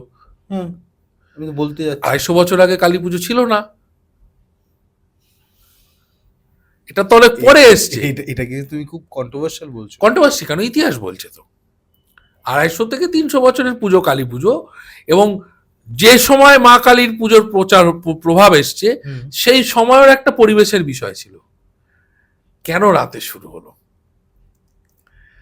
আগের যারা ঋষি, পূর্ববর্তী যারা ঋষি, তারা সবসময় দিনে বিধান দিলেন। কেন মা কালীর পুজো রাতে শুরু হলো? শুধু মা কালী না, যারা 10 মহাবিদ্যার দেবী, সবই রাতে।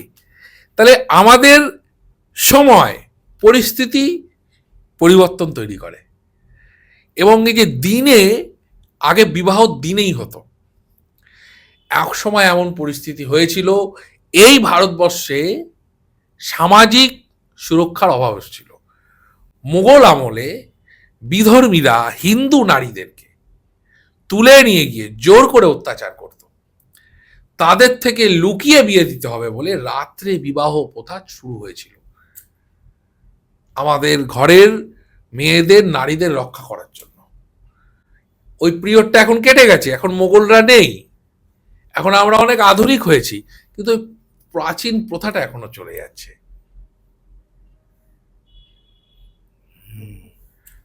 কিন্তু তুমি যে এই কথাটা বলছো, আমার এখানে একটা গান খুব খটকা লাগে, যেটা হচ্ছে বাল্য বিবাহ। বাল্য বিবাহ তো ছিল না আগে, এটা তো অনেক নতুন। কিছু ছিল না। বিধবা বিবাহটা খুব ভালোভাবেই ছিল আগে। বিধবা বিবাহ প্রগতিশীলতাকে ইন্ডিকেট করে, আর বাল্য বিবাহ অশিক্ষাকে ইন্ডিকেট করে। কোনো নারীকেই বাল্যে বিবাহ করা কোনো জ্ঞানী পুরুষের কাজ না। বৈদিক যে কালচার, সেখানে কোনো ঋষি বালিকা কাউকে বিবাহ করেনি। একটা নারী যখন পূর্ণবয়স্ক হয়েছে তখনই তার বিবাহযোগ্য হলে তার বিবাহ হয়েছে। এগুলো সব যুগের প্রয়োজনে, মানুষকে অশিক্ষা কুশিক্ষায় যখন ধরে গেছে। শোনো, বিশেষ করে মধ্যযুগটা, এই মধ্যযুগটা এত অশিক্ষা কুসংস্কারে আমরা ভারতবর্ষ ডুবে গেছিলাম, আমরা সমস্ত কুশিক্ষাকে গ্রহণ করেছি, এবং তার খুব খারাপ ফসল হচ্ছে সতীদাহ প্রথা, যেটা রাজা রামমোহন রায় রদ করলেন।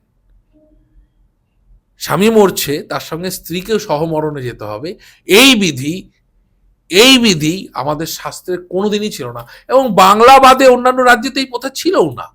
এবং রামমোহন রায়কে বহু লড়াই করে এই প্রথাকে বন্ধ করতে হয়েছে, এবং পণ্ডিতরা যুগে যুগে মার খায়, এ যুগেও খাচ্ছে। আমি এখন খুব উচিত সত্যি কথা বলতে গেলে আমার উপর আক্রমণ হবে। এই যে আমি এখন তোমার এখানে বেশ কিছু সত্যি কথা বললাম, তথাকথিত যারা পুরাতন পন্থী যারা আছে, যারা পুরাতন পন্থী ঠিক না, এরা ঠিক যুক্তি জ্ঞানকে নিতে পারে না। সত্য বললে এদের গা লঙ্কা গুঁড়োর মতো জ্বলবে, লঙ্কা গুঁড়োর মতো জ্বলবে। আমি যে সত্যি কথাগুলো বলছি এখানে বসে, জ্বলবে, নিতে পারে না। এই সাধ্য প্রথাটাই তো ছিল না আমাদের ধর্মে, এটাই তো কুপ্রথা। এখন অনেকের পেটের ভাত চলে যাবে, রে করে উঠবে।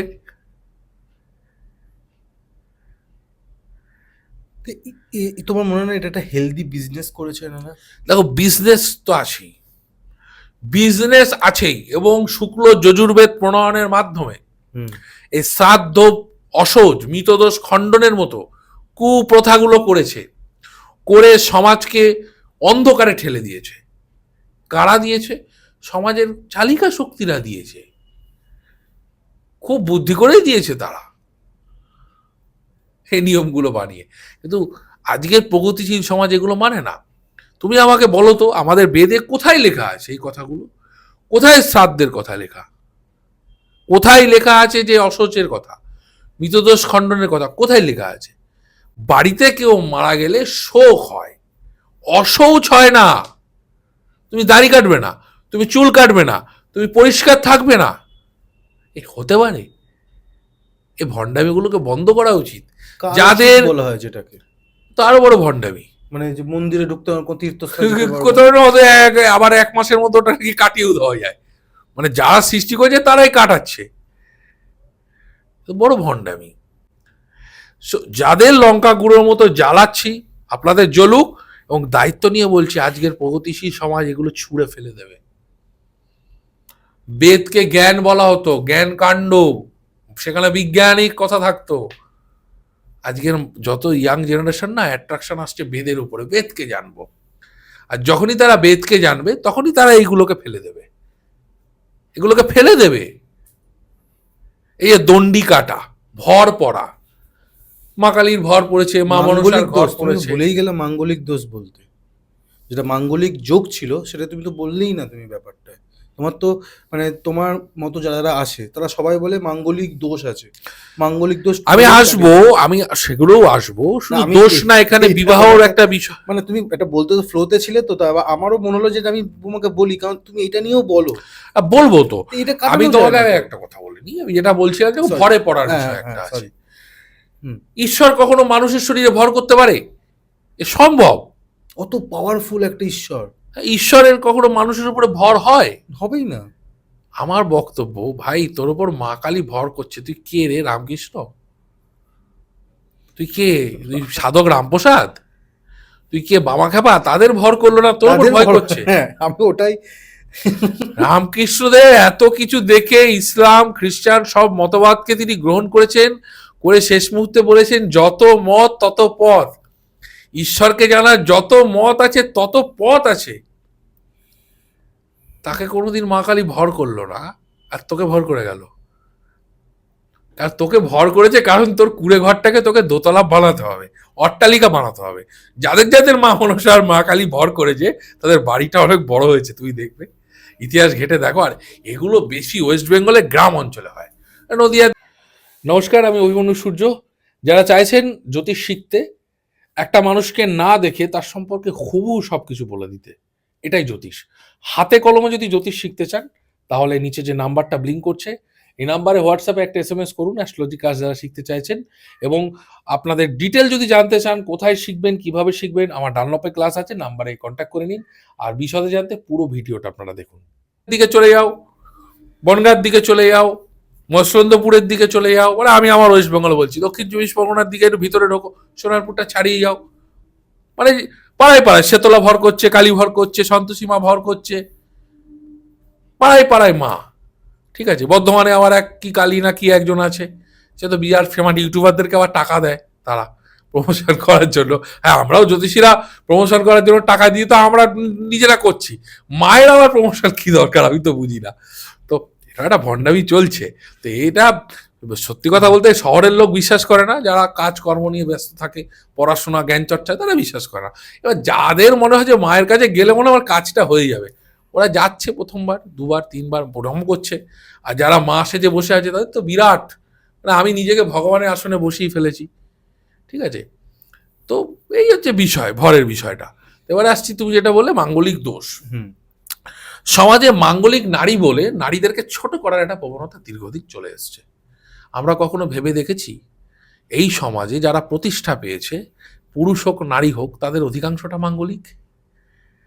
মাঙ্গলিক কোনো দোষ নয়, মাঙ্গলিক একটা যোগ।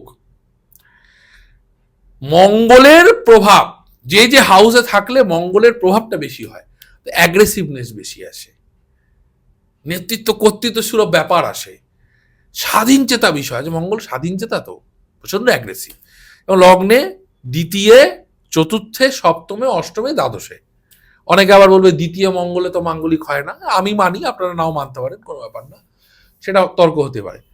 কিন্তু এইসব ঘরে মঙ্গল থাকলে তাহলে এই মাঙ্গলিক যোগ বা ভৌমযোগ হয়, এতে ভয় পাওয়ার কিছু নেই, ঘাবড়ানোর কিছু নেই। বহু ক্ষেত্রেই বৈবাহিক জায়গা, প্রথম বিবাহ, এই ক্ষেত্রে ভেঙে যাওয়ার একটা চান্স থাকে। যদি দেখো লগ্নে মঙ্গল থাকলো তাহলে তার অ্যাগ্রেসিভনেস, নিজের অধ্যত্ব, নিজের ইগো বেশি, সেক্ষেত্রে কখনো বিবাহ ভাঙে। সপ্তমে মঙ্গল থাকলে তার কামনা বাসনার চাহিদা খুব হাই হয়, সেই ক্ষেত্রে অনেক সময় সমস্যা হয়, সম্পর্ক ভেঙে যায়। অষ্টমে মঙ্গল থাকলে তো এটা খুব অশুভ, বিবাহের জন্য অশুভ, বাকি অনেক ক্ষেত্রে শুভ। বড় বড় স্পোর্টসম্যান, বড় বড় ব্যবসায়ী, সব মাঙ্গলিকের প্রভাব। মাঙ্গলিক কোনো খারাপ জিনিস না, কোনো খারাপ জিনিস না। দাদা, আমরা অনেক পুরাণ থেকে আমরা আস্তে আস্তে বর্তমানে আমরা আসছি। আমার একটা প্রশ্ন আছে, যেটা হচ্ছে যে এই যে জ্যোতিষবিদ্যা, তুমি শুনেছো অবশ্যই যে বড় বড় মানুষ, তুমি বলছিলে অফ দ্য ক্যামেরা যে আমি 2021, 22 বা 23-এর সময় অনেক মানুষদেরকে আজকে যারা প্রতিষ্ঠিত হয়েছে প্রত্যেকে কিন্তু বিজনেসম্যান। এবার ধরো যারা সরকারি চাকরি বা চাকরির জন্য অ্যাপ্লাই করছে, তোমার কাছে যদি যায়, অভিমন্যুদার কাছে বা সূর্যদার কাছে যায়, তাহলে কি তারা হেল্প পাবে? প্রথমত বলি, আমি আগেও বলেছি আবারও বলেছি, চাকরিজীবীদের জন্য জ্যোতিষশাস্ত্রর রেমেডি নয়, জ্যোতিষশাস্ত্র নয় কথা নয়, কথাটা জ্যোতিষশাস্ত্র রেমেডি নয়। উপকার পেতে গেলে তো রেমেডি করতে হবে, রেমেডি করতে গেলে তো খরচ করতে হবে। এই বেসিক ব্যাপারটা এত ন্যাকামি করে কেন বলার বিষয় আছে আমি জানি না। অনেক যদি ন্যাকামি করে, আমি সৎ প্রমাণ করার এত ন্যাকামি করে লাভ নেই ভাই। জ্যোতিষী একটা লাভজনক পেশা, এই কথাটাকে স্বীকার করতে হবে। লাভজনক পেশা বলেই তো এই পেশাতে বড় বড় জ্যোতিষীরা এসেছে, তারা প্রচুর অর্থ রোজগার করেছে। কিন্তু লাভজনক পেশার সাথে এটাকেও বুঝতে হবে সেই জ্যোতিষী কত বাস্তব কথা বলছে। যে জ্যোতিষী আপনাকে অলৌকিক কথা বলবে, এই করে দেবো ওই করে দেবো, তাহলে তার মধ্যে কিছু ভুল হতেও পারে।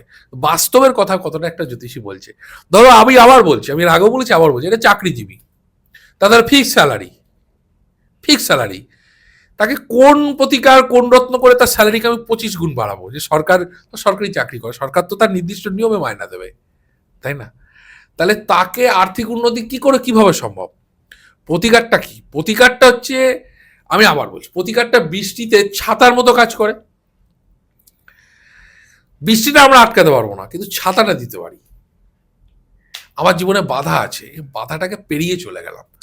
বরাহমিহির একটা কথা বলছেন, বিখ্যাত পণ্ডিত, বলছেন মানুষের জীবনের সমুদ্র পাড়ি দেওয়ার জন্য জ্যোতিষ শাস্ত্রের থেকে ভালো নৌকা আর হতে পারে না।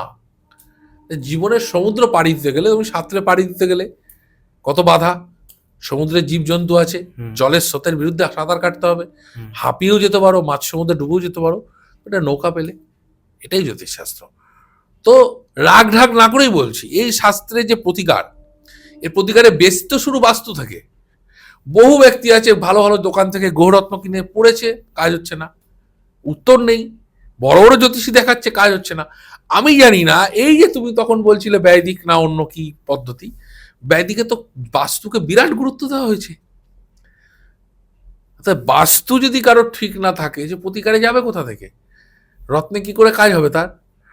রত্ন ছেড়ে দাও, আমাদের বৈদিক জ্যোতিষে রত্ন ধারণের উল্লেখ পর্যন্ত নেই। মানে এই যে রত্ন, এর বিধান বৈদিক জ্যোতিষে নেই কোথাও যে রত্ন পড়তে হবে, অনেক পরে এসেছে রত্ন, ঠিক আছে? তো জ্যোতিষ শাস্ত্রের বেসিক হচ্ছে বাস্তু। বাস্তু মেনে তোমাকে থাকতে হবে। আমরা অ্যাস্ট্রো লতে চলছি, অ্যাস্ট্রো ল, সেই আইনে চলতে গেলে গ্রহের ন্যায় আমাদের পারফর্ম করতে হবে, চলতে হবে। সেইটা কারা চলতে পারবে? আমি একটা সিস্টেমে বেঁধে আছি, চাকরিজীবী করছি, ওই অফিসের বসের আন্ডারে, আমি সিস্টেমে চলতে পারবো না তো। এখন দেখি সব ইংলিশ মিডিয়াম স্কুলে আমাদের কাছে অনেক বাচ্চারা আসে, মা বাবারা বলেন ওদের না স্কুলে অ্যালাউই করে না রিং পড়া, অ্যালাউই করে না বাজু পড়া, তো তাদের জন্য তো জ্যোতিষী নয়, তারা সে কোনো লাভ নেই। এই প্রোটোকলটা যারা মানাচ্ছে মানা, কোনো ব্যাপার না, আমাদের কোনো ব্যাপার না, কিন্তু যাদের মানার তারা ঠিক মানবে। এই জ্যোতিষ শাস্ত্রকে যারা মানে তারা জীবনে উন্নতি করে, যারা মানে না তারাও করে। বিষয়টা হচ্ছে চেতনার শাস্ত্র, যার কাছে চেতনা আছে সেই ডেভেলপ করেছে, যার কাছে জ্ঞান আছে সেই নলেজেবল, সেই ডেভেলপের রাস্তা দেখাতে পারে। আমরা কি, আমরা একটু এক্সট্রা জিনিস পারি, আমরা ভবিষ্যৎটাকে দেখতে পারি। তো ভবিষ্যৎটাকে যেহেতু দেখতে পারি, আমাদের গাইডেন্স করার ক্ষমতা সাধারণ যারা অ্যাডভাইসার তাদের থেকে একটু বেশি। এটাই জ্যোতিষ। কিন্তু নিশ্চিত করে আবারও বলছি, চাকরিজীবীর আয় বাড়ানো যায় না, এটা লজিক, আপনারাও মনে রাখবেন। এই চাকরিজীবীদের দাম্পত্য সমস্যা হলে জ্যোতিষের কাছে আসতে পারেন, নিশ্চিত সমাধান আছে। চাকরিজীবীদের যদি দেখা যায়, আপনার অনেকের আছে মঙ্গল পীড়িত থাকে, রাহু অষ্টমে বসে আছে, মঙ্গল দ্বারা দৃষ্ট, অষ্টমে বকরি মঙ্গল, বকরি শনি দ্বারা দৃষ্ট, এইসব কানেকশানে কি হয়, হাত কাটছে, মাঝে মাঝে অ্যাক্সিডেন্ট হচ্ছে, বড় বড় মৃত্যুমুখী ফাঁড়া যাচ্ছে। দ্বাদশ ঘরের কোনো গ্রহের সাথে অষ্টম ঘরের কোনো গ্রহের দশা, তার সাথে মারক কানেক্ট হচ্ছে, ট্রানজিস্টে মিলে গেল, বিরাট ফাঁড়া, মৃত্যু থেকে বেঁচে এলো, কার অ্যাক্সিডেন্ট। এই যাদের জীবনে বারবার অ্যাক্সিডেন্ট, দুর্ঘটনা, রক্তপাত হচ্ছে, তাহলে এরা যারা চাকরিজীবী করছে তারা কি জ্যোতিষের কাছে আসবে না? আসবে। নিশ্চিত করে এগুলির প্রতিকার করা যায়, এবং আপনারা তো প্রচুর মানুষ জানেন এটার প্রতিকারের দারুণ রেজাল্ট হয়, প্রচুর মানুষ উপকৃত পেয়েছেন। তো এইসব সমস্যা নিয়ে আসতে পারেন, কিন্তু আর্থিক উন্নতিটা কেবলমাত্র ব্যবসায়ীরা করতে পারে, কারণ এখানে তাদের কোনো লিমিটেশন নেই। চাকরিজীবীদের সেটা করার জায়গাটা বাধা আছে, এটা বুঝতে হবে। অনেকে গেছে দাদা ঋণগ্রস্ত হয়ে জ্যোতিষের কাছে গেছি, আমি এটা আগেও বলেছি, ঋণ মুক্তির কি রেমেডি? ওর প্রশ্ন হচ্ছে 6 হাউস থেকে ঋণ হয়, 12 হাউস হচ্ছে ব্যয়, 11 হাউস হচ্ছে আয়, তাহলে 3টে হাউসকে বিচার করতে হয়। তাহলে 11, 12, 6কে দেখো, তোমার লাইফস্টাইল খুবই হাই বানিয়ে ফেলেছো, তাহলে তোমার খরচ বেড়ে গেছে, তুমি লোন করে ফেলেছো, গাড়ি কিনেছো, আয় করছো প্রচুর কম, সেই অনুযায়ী তোমার লাক্সারিনেস প্রচুর বেশি, তাহলে তোমার লোন হয়েছে। এবার আয় আর ব্যয়ের সামঞ্জস্য নেই, তুমি ফেসে গেছো, তাহলে 11th হাউসকে অ্যাক্টিভ করতে হবে, আয়কে বাড়াতে হবে, ওটাই রেমেডি। চাকরিজীবীদের কোনো রেমেডি হয় না লোন শোধের। আমার কাছে একটি ছেলে এসেছিল, ছেলেটি আইটি সেক্টরে আছে, ওরা গাড়ি কিনেছে, বেশ দামি গাড়ি, মানে ওইসব দামি গাড়ি কেনার কথা, মানে খুব বুদ্ধিমান একটা ব্যক্তি যদি 5 লাখ টাকা রোজগার করে অত দামি গাড়ি কিনবে না। একমাত্র নির্বুদ্ধিরা অত দামি গাড়ি কেনে, মানে একটা সাধারণ আইটি সেক্টরে আছে, হয়তো ধরো তার স্যালারি স্কেল হয়তো 70-80 হাজার, বিরাট লাক্সারি গাড়ি কেনার পরে গাড়ির ইএমআই মিটিয়ে, ফ্ল্যাটের ইএমআই মিটিয়ে সংসার চালিয়ে হাবুডুবু, লাস্টে তাকে চায়ের দোকান করতে হয়েছে। এবার চায়ের দোকান করে সে চায়ের দোকানে বসে আছে, সে আর তার ওয়াইফ। আমি একদিন তার সঙ্গে দীর্ঘক্ষণ কথা বললাম যে আপনি চায়ের দোকান কেন, এবং এই ব্যক্তিটাই পডকাস্টটা দেখবে, এবং ব্যক্তিটি কল্যাণীরই, অন্য কোথাও কার না। তো উপায় নেই তার, তা আমাকে বলছে আমি কি করব। আর আপনার প্রথম কাজ হচ্ছে, ডিসিশন যেটা নিয়েছেন ভুল নেননি, কিন্তু প্রশ্নটা হচ্ছে যে চায়ের দোকান, আপনি যে স্যালারিটা পেতেন সেটা কি ওই চায়ের দোকান কি তার থেকে বেশি আয় দিতে পারছে? কাছাকাছি যাবে। তাহলে আপনার আয়কে বাড়াতে হবে, প্যারালালি দুটো কাজ করতে হবে, নাহলে আপনার ঋণ মুক্তি সম্ভব নয়, আর নাহলে প্রপার্টিগুলোকে স্যারেন্ডার করতে হবে। এই তো অবস্থা। এ তো সহজ হিসেব, এর জন্য জ্যোতিষী লাগে না। স্ট্যাটাস মেনটেন, শো আপের জন্য অনেকে অনেক খরচ করে, ঠিক আছে। এবং দেখো 6-12 কানেকশন, লাক্সারি ব্যাপারটা অতিরিক্ত চলে আসে, এটা চলে আসলে তাদের ডেভেলপমেন্ট করা খুব মুশকিল। একটা কথা জিজ্ঞেস করবো, যেটা তুমি বললে স্বামী স্ত্রী, যেটা হয় যে এখন সিজন আসছে বিয়ের, অনেক সময় দেখা যায় প্রেম করে বিয়ে করার পর কিছুদিন মধ্যেই একটা ডিভোর্সের জায়গায় পৌঁছে যায়, বা ছাড়াছাড়ি, একটা ঝগড়া। আমি দাদা তোমাকে ছোট্ট করে একটা ঘটনা আমি দেখেছি বা দেখি, প্রেম যখন করছে তারা খুব ভালো প্রেম, মানে জুটিয়ে প্রেম করেছে, কিন্তু আফটার দ্য ম্যারেজ দেখা যাচ্ছে তাদের মধ্যে না কলহ লেগে যাচ্ছে ঘরে বসে বসে। এর কারণটা কি একটু বলবে? দেখো, প্রেম আর বিবাহ তো আলাদা, ভাবও আলাদা। জ্যোতিষে 5 থেকে প্রেম হয়, 7 থেকে বিবাহ বিচার হয়। আর সম্পর্ক দুটোর ভাব জিনিসও আলাদা। বিয়ে মানে 24 ঘন্টা একসাথে থাকছো। এইবার দেখবে বিয়ে কাদের বেশি ভাঙে, দেখা গেল ছেলেটিও খুব অ্যাগ্রেসিভ, মেয়েটিও খুব অ্যাগ্রেসিভ, দুজনেই চাইছে আমি কর্তৃত্ব নেবো সংসারের। তখন সমস্যা হয়ে যাচ্ছে, রেসপেক্ট আসছে না, সমস্যা হয়ে যাচ্ছে, ফিজিক্যাল ইন্টিমেশনে প্রবলেম হচ্ছে। দ্বাদশে মঙ্গল যদি কারোর থেকে থাকে, এই ধরনের মাঙ্গলিক, এদের কিন্তু শয্যা সুখ থেকে সমস্যা হয়, এই কারণে সমস্যা হয়ে যাচ্ছে। আর একটু হচ্ছে লোভ, এক্সট্রিম লোভ। পুরুষের এক্সট্রিম লোভ কি? বেশি সঙ্গ করব, বেশি বান্ধবী করব। নারীর এক্সট্রিম লোভ কি? বেশি অর্থ রোজগার করব, রাইট? বেশি অর্থ রোজগার করার উপায় কি নারীদের কাছে? ঘরকে গুরুত্ব না দেওয়া, হাজব্যান্ডকে গুরুত্ব না দেওয়া, কাজের ফিল্ডে বেশি ইনভলভ হয়ে যাওয়া। তাহলে কাজের ফিল্ডে বেশি ইনভলভ হলে ঘরে একটা ফাঁক পড়ছে হাজব্যান্ড ওয়াইফের মধ্যে। পুরুষের ক্ষেত্রেও সেম, অতিরিক্ত কাজে যারা ইনভলভ হয়ে যাচ্ছে, সংসারকে টাইম দিতে পারছে না, সেখানে একটা গ্যাপ পড়ছে। তো এই জায়গাগুলো থেকে মূলত ডিভোর্স। তাহলে হাই অ্যাম্বিশন, খুব উঁচু লেভেলের অ্যাম্বিশন যাদের থাকছে, তাদের ম্যারিড লাইফ খুব একটা হ্যাপি হয় না। আবার যদি তুমি বলো সাধারণ ক্ষেত্রে আমি যেটা দেখছি, দেখো আজকের যুগে বলতে কোনো দ্বিধা নেই, কেউ খারাপভাবে নিতে পারে, আমার কিছু যায় আসে না, আমি টোটকাটা। মেয়েরা অতিরিক্ত লোভের কারণেই অ্যাফেয়ারে জড়াচ্ছে, বেশি টাকা রোজগারের কারণে। দুটো সম্পর্ক তৈরি করবে, আমাদের কাছে আসে ক্লায়েন্টরা, পরকীয়াটা যেন ঠিকঠাক চলে, এটার জন্য অনেকে আসে। তা হাজব্যান্ড ফ্ল্যাট কিনে দিতে পারছিল না, বয়ফ্রেন্ড একটা ফ্ল্যাট কিনে দিল, হাজব্যান্ডকে ছেড়ে বয়ফ্রেন্ডের কাছে চলে গেল। এবার যার কাছে গেল, গিয়ে দেখলো তার দুটো অলরেডি বিয়ে আছে, এবার সে আর পাত্তা দিচ্ছে না, মোহ শেষ।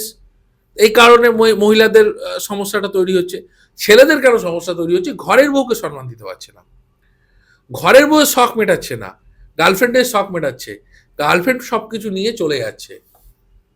তখন আবার সে ঘরের বউয়ের কাছে ফিরে আসছে, তখন ঘরের বউ তার মতো রিয়াকশন করছে। তাহলে তোমাকে ঘরকে মর্যাদা দিতে হবে, স্ত্রীকে মর্যাদা দিতে হবে, স্বামীকে মর্যাদা দিতে হবে, তবে গিয়ে সংসার চলবে। এই মর্যাদার ব্যালেন্সটা করা হচ্ছে শুক্র আর মঙ্গল। মঙ্গল হাই অ্যাম্বিশন আর অ্যাগ্রেসিভনেস তৈরি করে, শুক্র লাক্সারি এবং কাম প্রবৃত্তি বৃদ্ধি করে। তাহলে এই দুটোর ব্যালেন্স যদি ঠিক না থাকে, এই মঙ্গল আর শুক্র যদি পীড়িত হয়, তাহলে এগুলো বেশি হবে এবং স্বাভাবিক সম্পর্ক খারাপ জায়গায় যে চলে যাবে, যে কারণে এত ডিভোর্স, এত সমস্যা। এটা সঠিক প্রতিকার করলে, সঠিক গাইডলাইন করলে আমরা বেরিয়ে আসতে পারি, নিশ্চয়ই বেরিয়ে আসতে পারি। আর যদি ধরো না এরকম, তোমাকে তো বলেছো যে মানুষ এটা চাইছে যে আমার ভালো চলে, আর যদি ধরো কেউ কাটাতে চায়, বেরিয়ে আসতে চায়, সেটারও কি হেল্প করো তুমি দাদা? দেখো, আমি মূলত জ্যোতিষশাস্ত্রে যে গাইডলাইনগুলোর ব্যাখ্যা আছে সেগুলোই করি। মানুষের কল্যাণের জন্য শাস্ত্র, কল্যাণ মানে ভালো যতভাবে ব্যবহার করা যায় শাস্ত্রকে আমরা করি, নিশ্চয়ই করি, নিশ্চয়ই। মানুষের কল্যাণের কোনো কাজ হলে অবশ্যই করবো, অকল্যাণের কাজ হলে আমি করি না। দাদা এমন কোনো কি গ্রহ আছে যেগুলো কুষ্টিতে থাকলে সেখানে আমাদের মারাত্মক খারাপ হতে পারে? গ্রহযোগ, গ্রহযোগ। হ্যাঁ তো অনেক যোগ আছে। দেখো যোগ জ্যোতিষে প্রচুর আসে, দ্বিগ্রহ তিগ্রহ চতুর্গ্রহ যোগ হয়, হুম, ঠিক আছে? সেখানে অ্যান্টি প্ল্যানেটের যোগগুলো খুব খারাপ হয় ন্যাচারালি, এবং যদি ডিগ্রি ওয়াইজ ক্লোজ হয়, একই স্টারে পড়ে যায়, তার একই চরণে পড়ে যায়, মারাত্মক খারাপ রেজাল্ট দিতে পারে। শুধু দুটো গ্রহ এক রাশিতে থাকলেই হবে না, এক নক্ষত্রে এক চরণে পড়ে যায়, মারাত্মক খারাপ দিতে পারে। রাহু মঙ্গল এমন একটা যোগ, অঙ্গারক যোগ বলা হয়। এই যোগটা মানুষকে অত্যাচারী করে তুলতে পারে, অ্যাগ্রেসিভনেস এত বাড়িয়ে দিতে পারে, নিজের অ্যাগ্রেসিভনেস নিজের মৃত্যুর কারণ হয়ে যেতে পারে। বহু কারণ আছে, এরা এত বেশি অ্যাগ্রেসিভ, এত বেশি এরা মানে মাথা নত করতে অপ্রস্তুত, সব জায়গায় এরা এত বেশি ডমিনেট করতে চায়, অত্যাচারী হয়ে ওঠে, যে কারণে এরা সমাজ থেকে বিচ্যুত হয়। শনি কেতু যোগ, শনি পুরুষের কর্মের কারক গ্রহ, যখনই কেতু যোগ হয়ে যাচ্ছে, কেতু হচ্ছে সংসার থেকে আসক্তি কমিয়ে দেয়, কর্মহীন করে দিচ্ছে। শনি কেতু যোগে যাদের যাদের কুষ্টিতে আছে, এক নক্ষত্রে থাকা মানে তাদের কর্মজীবন ডিস্টার্ব হবেই। চাকরি ক্ষেত্রে অফিসে সমস্যা, অফিস পলিটিক্সের জন্য বারবার অফিস পরিবর্তন, ব্যবসা ক্ষেত্রে ব্যবসা করতে বারবার লস। শনি কেতু যোগ যদি থাকে, তার জন্য অ্যাস্ট্রোলজি প্রফেশন খুব ভালো, কারণ এটা সাধক হওয়ার যোগ। এটা ওই প্যারালাল প্রফেশনের জন্য ঠিক আছে, প্রধান প্রচলিত প্রফেশনগুলোতে শনি কেতুতে খুব সমস্যা। রাহু শুক্র, শুক্র কামনা বাসনার কারক গ্রহ, তার সাথে রাহু যুক্ত হয়ে গেল, লাম্পট্য চলে আসবে, লাম্পট্য মানে? দুশ্চরিত্রতা, ওকে। ঠিক আছে? এবং দেখা গেল পরস্ত্রী আসক্ত, এবং পরস্ত্রীর প্রতি আসক্তি বেশি আসবে এইসব যোগে। মঙ্গল শুক্র যোগ, অনেকে বলে খারাপ যোগ, এটা ভালো যোগ। মঙ্গল কি? মঙ্গল হচ্ছে আত্মবিশ্বাস। শুক্র কি? শুক্র হচ্ছে শৌখিনতা, লাক্সারিনেস। এই দুটো যোগে অনেকে বলে যে দুশ্চরিত্রতা আসে, আমি বলি না, এটা রোমান্টিক ব্যাপারটাকে বেশি করে, এরা একটু প্রেমের বিষয়ে বেশি আগ্রহী হয়, কিন্তু এটা খারাপ না। শুক্র মঙ্গল যোগ মানুষের অ্যাম্বিশনকে হাই করে। তারপর ধরো যদি কারো দেখা যায় রবি রাহু যোগ আছে, রবি রাহু যোগ যদি একই স্টারে হয়, রাহু এবং রবি, রাহু নিচস্থ হয়ে যায়, তাহলে পিতার থেকে জাতক কিছু পাবে না, পিতার দ্বারা পরিত্যক্ত হবে। হয়তো দেখা গেল বাবা বাচ্চা মাকে ছেড়ে ছোটবেলায় আর একটা বিয়ে করেছে, এই ধরনের যোগে আছে। পিতার সম্পত্তি এক ছেলে পাচ্ছে, এক ছেলে পাচ্ছে না। একই নক্ষত্রে যদি থাকে রবি রাহু দুটো গ্রহ, পীড়িত হয়ে গেল, খারাপ হাউসে বসে গেল, যদি শনি দৃষ্ট হয়ে গেল, পিতা ক্ষতির কারণ হয়ে যাবে সন্তানের, পিতার জন্য সন্তানের ক্ষতি হবে, পিতা সন্তানকে রাস্তায় বসিয়ে দেবে। রবি রাহু, রাহু নিচস্থ, রবি বৃশ্চিকে বসে, শনি দ্বারা দৃষ্ট।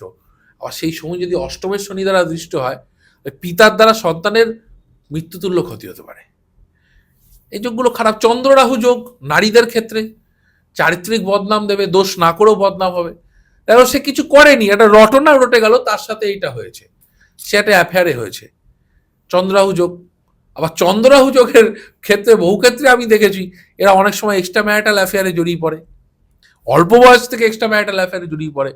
আর চন্দ্র সুখ কামনা বাসনার কারক, রাহু যুক্ত হলো, চন্দ্রগ্রহণ লেগে গেল, মনে গ্রহণ লেগে গেল, মনের মধ্যে তামসিকতা, মনের মধ্যে লাম্পট্য চলে আসে, নারী পুরুষ উভয়ের ক্ষেত্রেই বদনাম হয়। রবি রাহু যোগেও বদনাম হয়। আবার রবি রাহু যোগের শুভত্ব আছে দু একটা জায়গায়, রাহু রিলেটেড ব্যবসা, জুয়া, ফাটকা, বার, এই ধরনের ব্যবসা রবি রাহু যোগে ভালো হয়, কিন্তু হাউসটাকে ভালো হতে হবে। অনেক অনেক যোগ নিয়ে অনেক ব্যাখ্যা আছে, গুরুচণ্ডালের পজিটিভ নেগেটিভ দুটো এফেক্টই আছে। হ্যাঁ বলো। আমি বলতে চাইছি যে তুমি এত তো যোগের নিয়ে বললে, কিন্তু আমার মনে হয় তুমি এখন, আমরা ফেসবুক যারা ফলো করে তোমাকে সবাই দেখে যে তুমি বাস্তু ভিজিট করো, তোমার মনে হয় না বাস্তু যদি ভালো হয় এই যোগগুলো কিছু লাগবে না? দেখো বাস্তুর এফেক্ট তো আমাদের জীবনে মারাত্মক পড়ে, আমাদের ওরা বাস্তুর উপর অনেক, আমাদের মনটাই তো গ্রহ দ্বারা নিয়ন্ত্রিত হচ্ছে, এবং হ্যাঁ, ঠিক ঠিক। বাস্তুতে বাস্তুর পরিবেশটাকেও ওপরেও মনটা নিয়ন্ত্রিত হচ্ছে। আপনাদের একটা ছোট্ট কথা বলি, কিভাবে বুঝবেন বাস্তু দোষ আছে। একটা বাড়িতে আপনি মিনিমাম 5-6 বছর না থাকলে বাস্তুটা খারাপ না ভালো বোঝা যাবে না। কেউ কোথাও বাড়ি করেছেন 5-6 বছর ট্যালি করে নিন যে ভালো হলো না খারাপ হলো। দেখবেন অনেকের বাড়িতে অকারণে প্রয়োজনের থেকে অতিরিক্ত ঝুল হচ্ছে, মাকড়সা, টিকটিকি, আরশোলা, কীট পতঙ্গের উৎপাত অতিরিক্ত বেশি, এই বাস্তুগুলো ডিস্টার্ব বেশি, এগুলো বাস্তু দোষের প্রধান কারণ। দেওয়ালে ড্যাম ধরে গেছে ভেজা স্যাঁতস্যাঁতে, বাস্তুর ভিতরে টেম্পারেচার খুব কম, বাইরে খুব গরম, ঘরের ভিতরে একটু ঠান্ডা স্যাঁতস্যাঁতে পরিবেশ, এগুলো খুব বাস্তুদোষের লক্ষণ। দক্ষিণ পূর্ব কোণে টয়লেট, উত্তর পশ্চিম কোণে টয়লেট, মারাত্মক ক্ষতি হতে পারে। এগুলো আছেই বাস্তুদোষ। দক্ষিণ পূর্বের সিঁড়ি, উত্তর পশ্চিমের সিঁড়ি ক্ষতিকর। এই বাস্তুদোষ যদি থাকে তাহলে ধরো তোমার কুষ্ঠিতে কোনো শুভ যোগ থাকলে তার ফল তুমি পাবে না। চতুর্থ বৃহস্পতি, কেন্দ্রে বৃহস্পতি ভীষণ শুভ, বহু দোষের বিনাশ করে, খারাপ বাস্তু হলে সেটা পাবে না।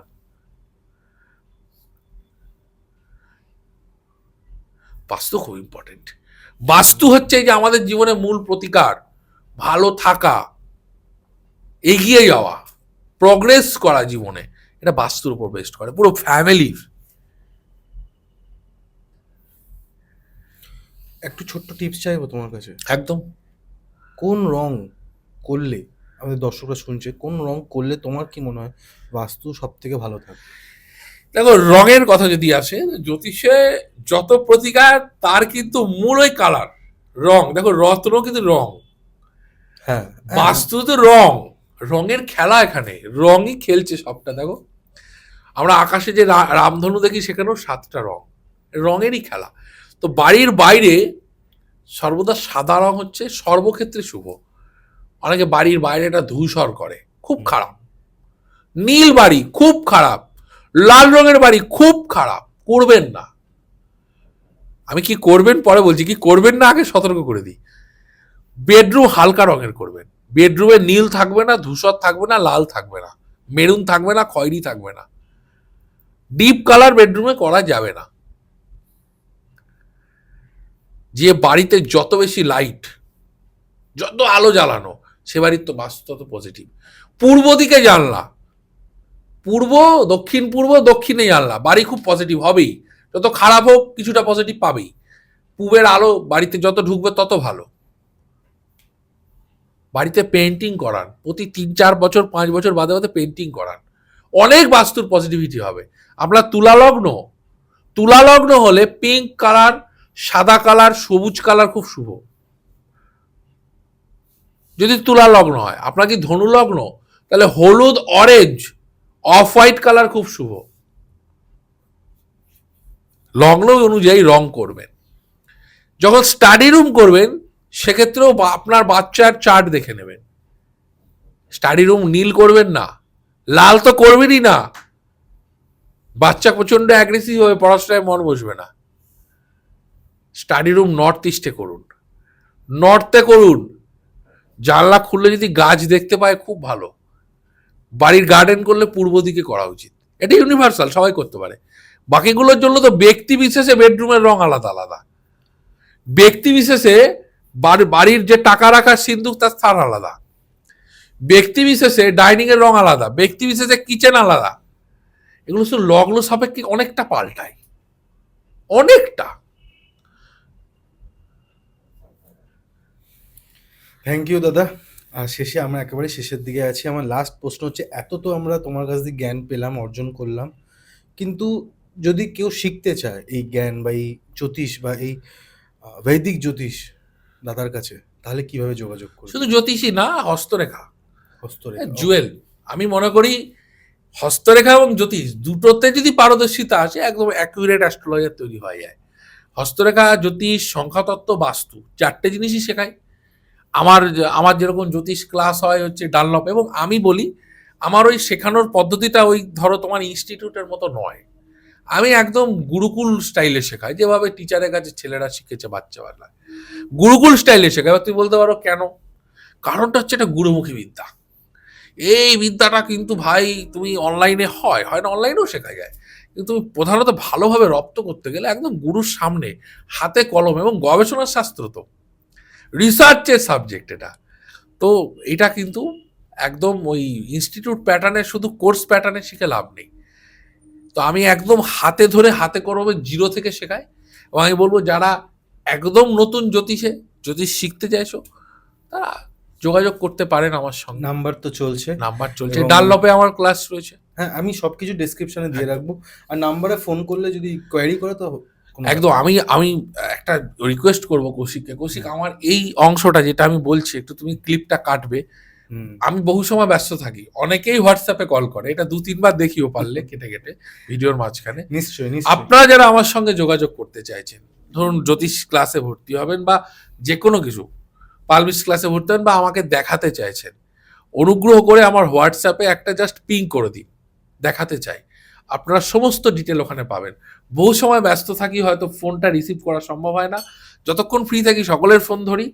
হোয়াটসঅ্যাপে পিং করবেন, আমি সমস্ত ডিটেলস পাঠাবো, আপনাদেরকে গাইড করব। যারা দেখাতে চাইবেন হোয়াটসঅ্যাপে যোগাযোগ করবেন। থ্যাংক ইউ দাদা, থ্যাংক ইউ। আর আমি আপনাদের হোস্ট কৌশিক সিনহা। হ্যাঁ, আজকে কিন্তু হোলি আছে এবং হোলিতে এক্ষুনি আমরা বেরিয়ে গিয়ে একটু রঙের খেলা খেলবো দাদা, আমরা দুজনই। আর আপনাদেরকে বলবো দেখুন, শিখুন। আজকের পডকাস্টটা আশা করবো অনেক রকমভাবে কথা হয়েছে। আপনাদের যদি কোনো রকম প্রশ্ন থাকে দাদা, কমেন্ট সেকশনে জানাবেন, আমরা সেটা নিয়েও পডকাস্ট করতে পারি।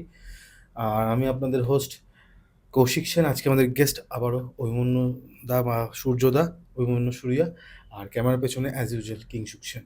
নমস্কার, নমস্কার দাদা। তার সঙ্গে সঙ্গে কেকে পডকাস্টের সমস্ত ভিউয়ার্সকে জানাবো শুভ দোলযাত্রার শুভেচ্ছা এবং হ্যাপি হোলি। আপনাদের এই রঙের উৎসব খুব ভালো কাটুক। রঙের উৎসবে জীবন রাঙিয়ে দিন, সবাই খুব আনন্দ করুন, খুব ভালো থাকুন, খারাপ কিছু ভুলে গিয়ে নতুন করে রঙের উৎসবে আনন্দে মেতে উঠুন। আপনি দেখবেন আপনাদের আনন্দ যেন কারোর নিরানন্দের কারণ না হয়। আর পোষ্যদের ওপরে রং দেবেন না। সকালে খুব ভালো থাকুন। রং খেলার, দোলের, হোলির অনেক অনেক শুভেচ্ছা, ভালোবাসা রইল, বড়দের প্রণাম। নমস্কার।